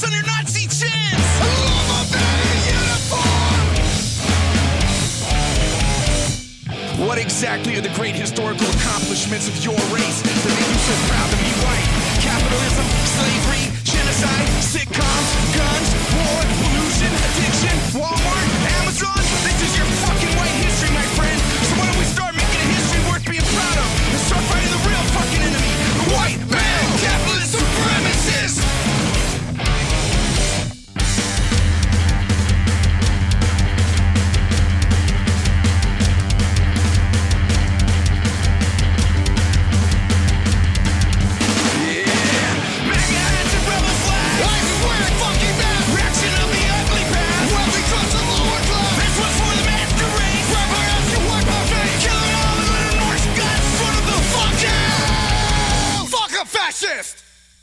All right. Amazing. Thank you. Wow. Steve, we are moving right along. We're in the last 3 songs on the record. Don't dodge your line. Dang it. All right, hold on. Only Good Fascist. I'm going to the lyrics here. Oh, it's no question. It's the this one's for the master race, my brown power ass in your white power face. Kill them all and let a Norse god sort them out. So no mine is the same, but I'm actually including the second of the open when they repeat the opening line: swastikas and clan robes, sexist, racist, homophobes. This one's so that whole last part that's the line. Yeah, the kill them all and let a Norse god sort them out is delivered in such a deranged fashion. As well, like it's kind of like the conclusion from Rio San Atlanta, where he's got this yelping delivery. And there's like one more thing. So have you ever seen this before? The Better Read Than Dead compilation? No. So this was a benefit from AK Press that Epitaph and AK Press put out in 1996, and the band promised an exclusive song for this compilation. And when they were in the studio, they ran out of time. They didn't have enough material for the record itself. And so they promised an exclusive track to Ramsey Canaan for this episode or for this album, because he was the publisher for AK Press. And they gave him a version of The Only Good Fascist is a Dead Fascist. And they called it the Dallas Hanson Dance Mix, where they included some like deranged voicemails that they had received. But then at the very, very end of the book, Chris says, kill them all and let a Norse god sort them out, and buy a book from AK Press on this version. So there's a slightly modified version of this song on this compilation, if anybody out there can track it down. It's if I could just highlight a second line. I love that the part where he says, what are the great historical accomplishments of your race that make you proud to be white? Capitalism, slavery, genocide, sitcoms. I love the including of sitcoms in that. Yeah. It's like Everybody Loves Raymond. Yeah, Leave It to Beaver. Yeah. It's like the Leave It to Beaver shout out. Great. So moving along, this is the song that I think should have opened the record. In my controversial opinions about the track listing errors, in my view, of the sequencing of this album. A People's History of the World, in my opinion, should have opened the record. But instead it's buried at track 12, which is a sin, in my opinion. Episode 31 on People's History of the World appeared on December 16th, 2020, with 2 history professors, Chris Deutsch and Heather Mayer. Keith interviewed Heather. I interviewed Chris, and then Tim Gill and Josh Kemble and I both talked about that song as well, both in July of 2022. So 3 professors, Tim Gill, Chris Deutsch, and Heather Mayer, have talked about this song with me. And Josh Kemble, people may not know him, but they do know him because he was the singer for the great band Dogwood back in the day. Guess who did the cover for this one? I mean, if I had to guess, I would probably say Milkowski. Milkowski is the answer. Diego Lopez, again, from track 1, apparently with PC Fascist, did the lead vocal. Matt did the music. And guess who did the second lead vocal? Would that be Gregory Patrick Soden. Correct. Yes, that would be me. And so everybody will hear me singing a little bit of the backups, but I also sang the outro verse on this one. So I had a real good time participating in 3 of the covers on this episode. So this is Milkowski, me, and Diego Lopez doing a People's History of the World.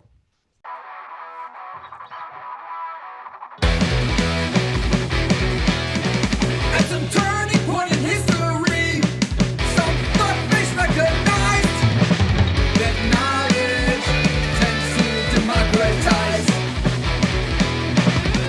cultures, societies. So the only thing to do, not was to find it to praise clerics and elites. The rest resigned to serve. The simple rabble heard the truth and organized against power, privilege, wealth. But if you had no one else, did it occur to you that it's exactly the same today?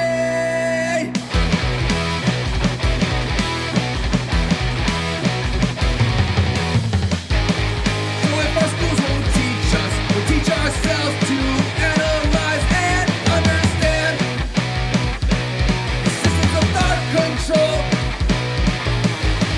and share it with each other, never swayed by pressures nor by penalties.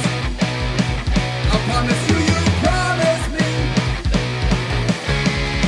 not to sell each other out to murderers, to thieves. We manufactured our delusion. And you and me participate meaningfully in the process of running our own lives. You can vote however the fuck you want. The power still calls all the shots. And believe it or not, even if democracy broke loose, they'll just make the economy scream until we vote responsibly.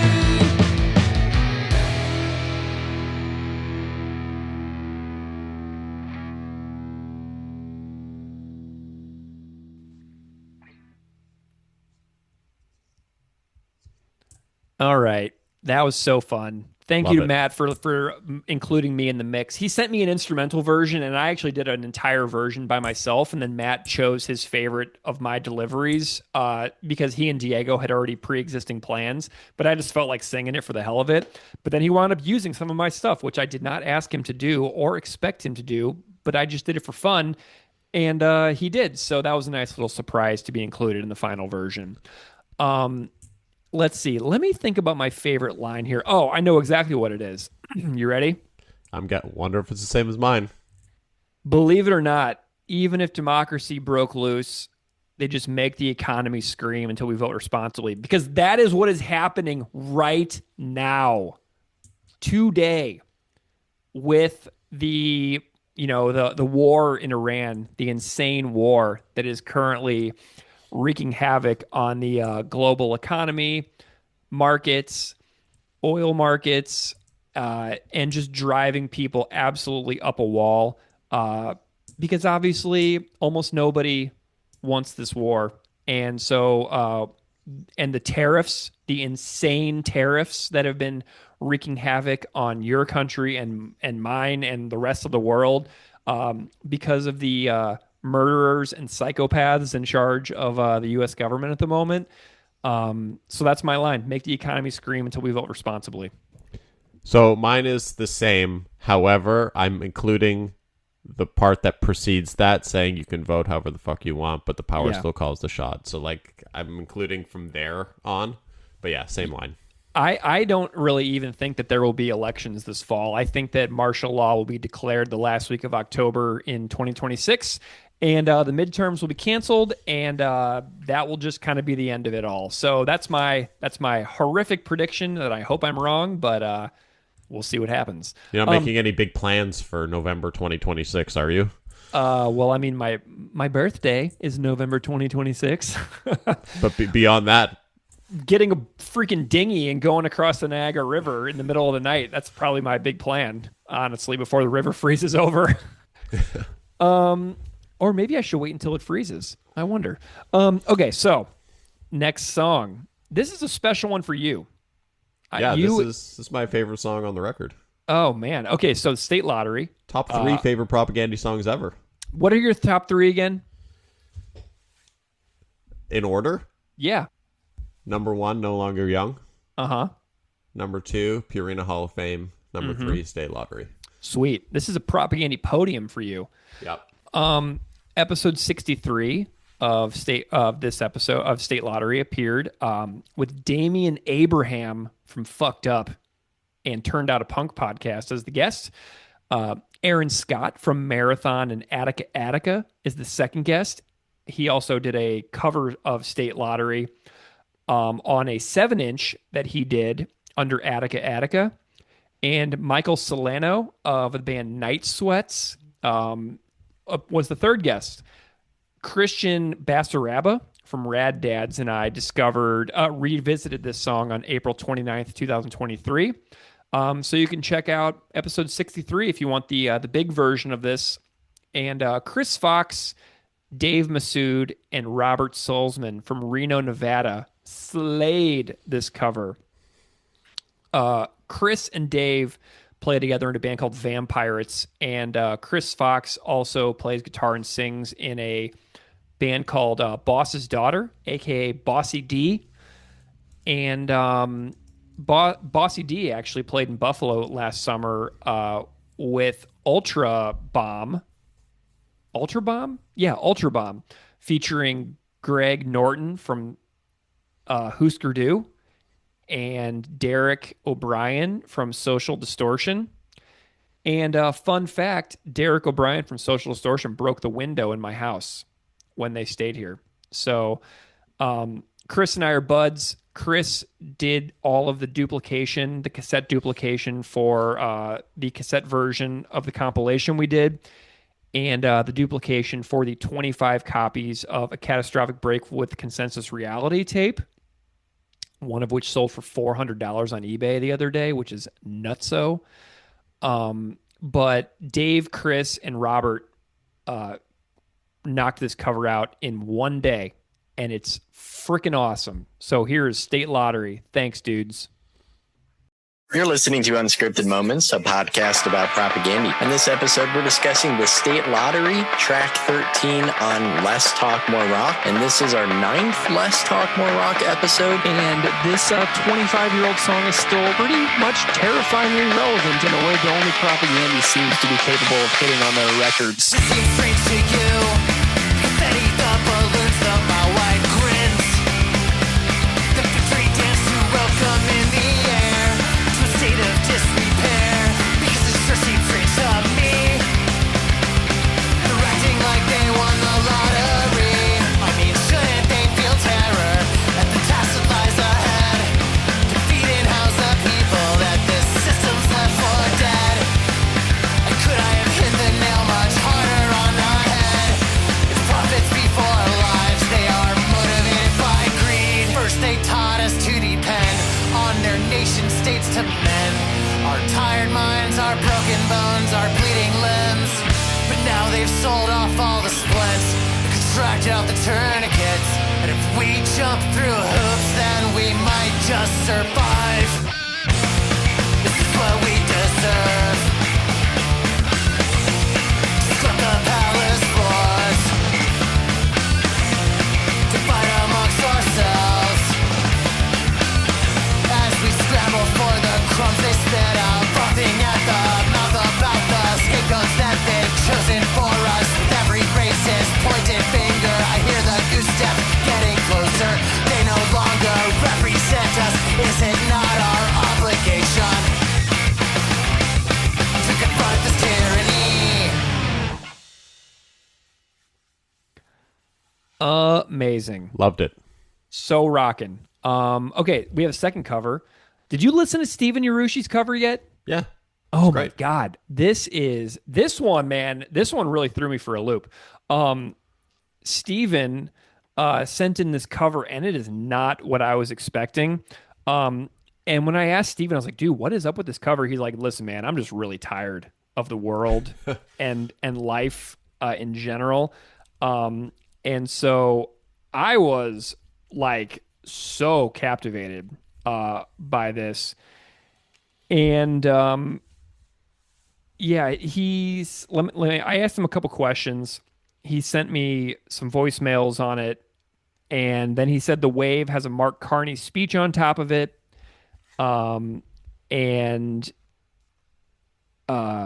Yeah, he's just like, I'm just really tired. And this cover kind of reflects my mood and where I'm at with the world. And so this is Stephen Urushi's cover for the State Lottery.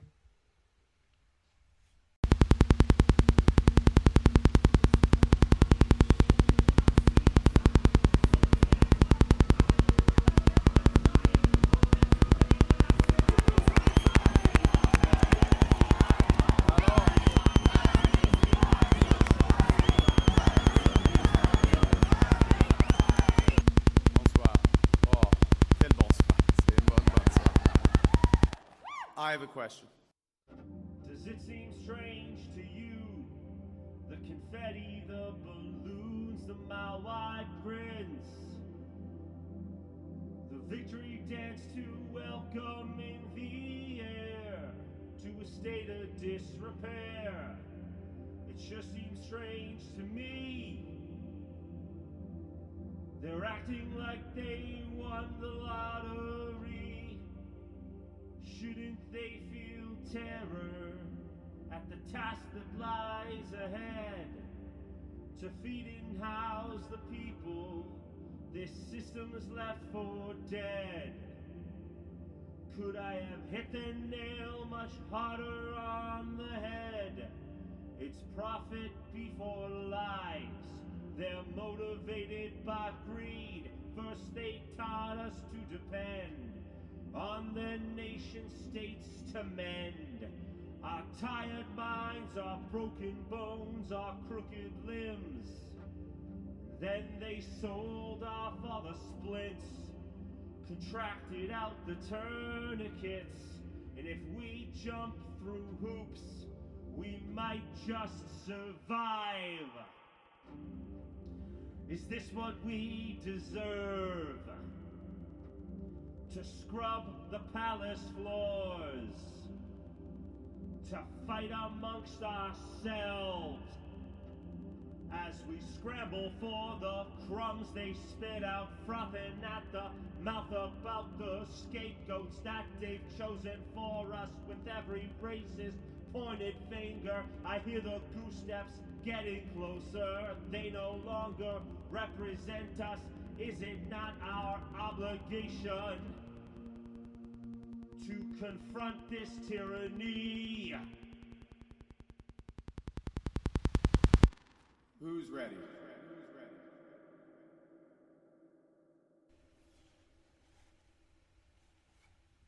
All right. Thank you so much, Steven. It's a great not cover. Not what I was expecting. But it's great.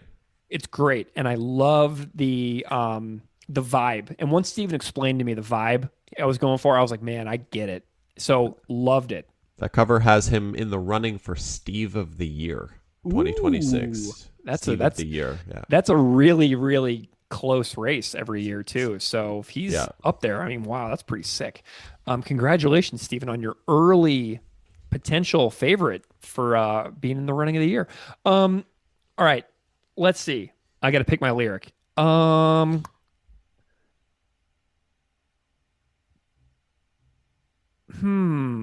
I'm struggling.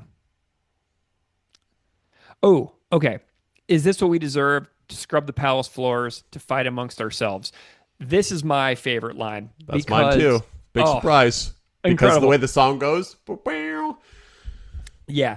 The reason this is so interesting to me is the way that the powerful who run the country and run the world, essentially, have convinced people that have nothing that they have something in common with Republicans in the government, or even super wealthy, like people in the Democratic Party, like Nancy Pelosi. Like, we have nothing in common with these people. You know what I mean?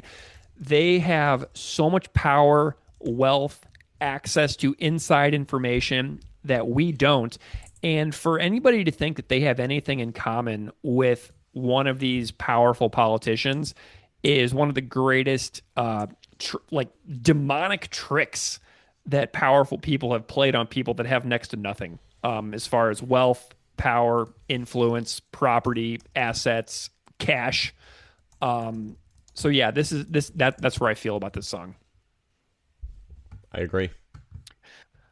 Yeah, great song. All right, last one. We're wrapping it up. I love it. We're almost there. If you had to predict what the length of this episode would be before we put it all together, what do you think it is? 3 hours, 4 hours? I think I'm going to go with 3 hours and 45 minutes. I'm going to go 3:25. All right, sweet. We'll see how it is whenever I get done editing it next week. It's going to take me days to edit this, by the way. I hope you all realize what I do for you, listeners out there. All four of you. Do you realize what I go through in order to have made this podcast over the years? Like, it is... I mean, who am I kidding? I couldn't do without it.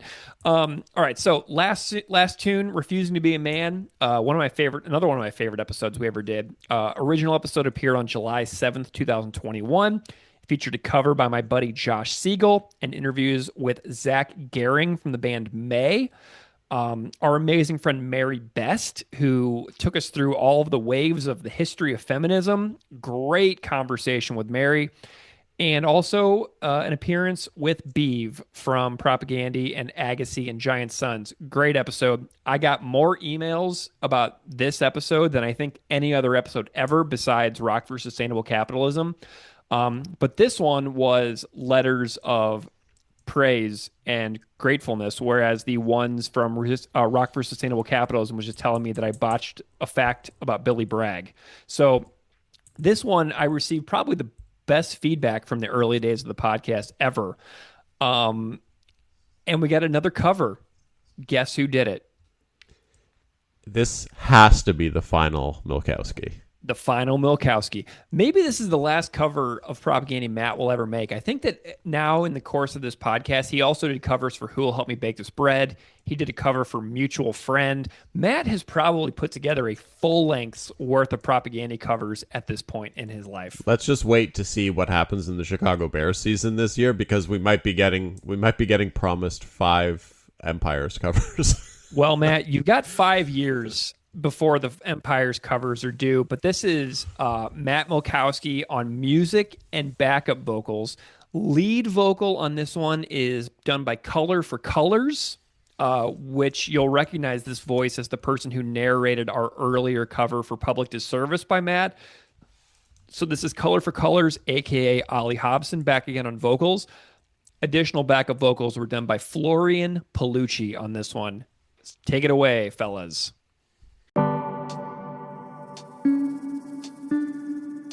I'm not gonna try and tell you that I'm different from all the rest.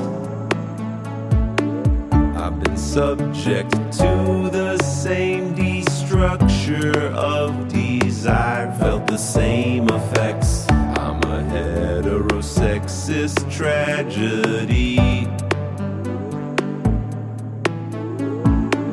and potential rapists all are we. Yeah, but don't tell me this is natural, this is nurturing. There's a difference between sexism and sexuality.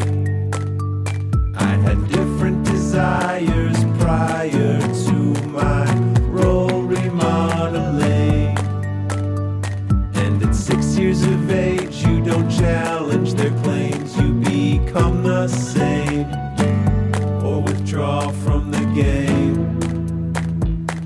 Hang your head in shame.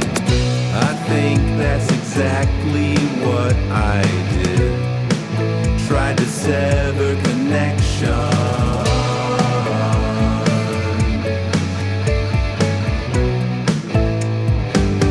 between me and them. I fought against their further attempts to convince a kid that birthright can bestow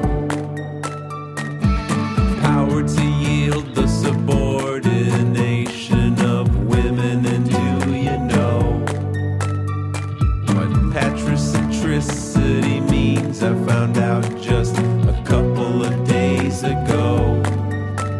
It means male values uber alles.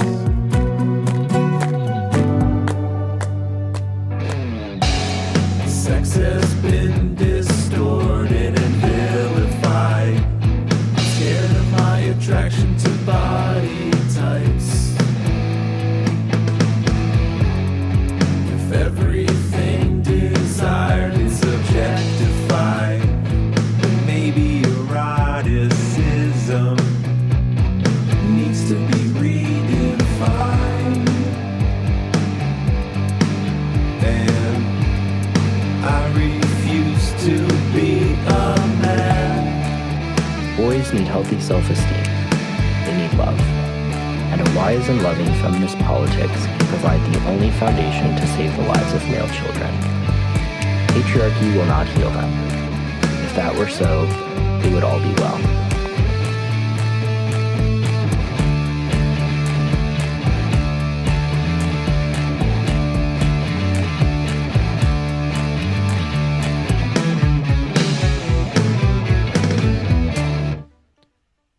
All right. That is the final cover for this Let's Talk More Rock 30th anniversary extravaganza. What an unbelievable collection of songs that we had on this episode. Our best Ridiculous. Ever. Unbelievable. Like, everybody showed up for this one, man. And this was a beast to organize. And my greatest fear is that I forgot one. You know what I mean? Like, I'm just like terrified now that I have messed this up somehow. But I did my best, and so hopefully I didn't mess it up. But if I did, if I messed it up, I am so sorry to the person or people that I messed it up for. If Greg messed it up, send me a message. I will give you his home address. You can run by and trash his house. Yeah, and if I did miss one, I will do a standalone bonus episode featuring you as the guest and your cover. So if I messed it up, please come on the podcast, and I will let you tell me to go fuck myself in person. Okay. Refusing to Be a Man, named after the John Stoltenberg book of the same name. Man, this is another one because the song is just such a story, you know? I'm just going through here. Let's see.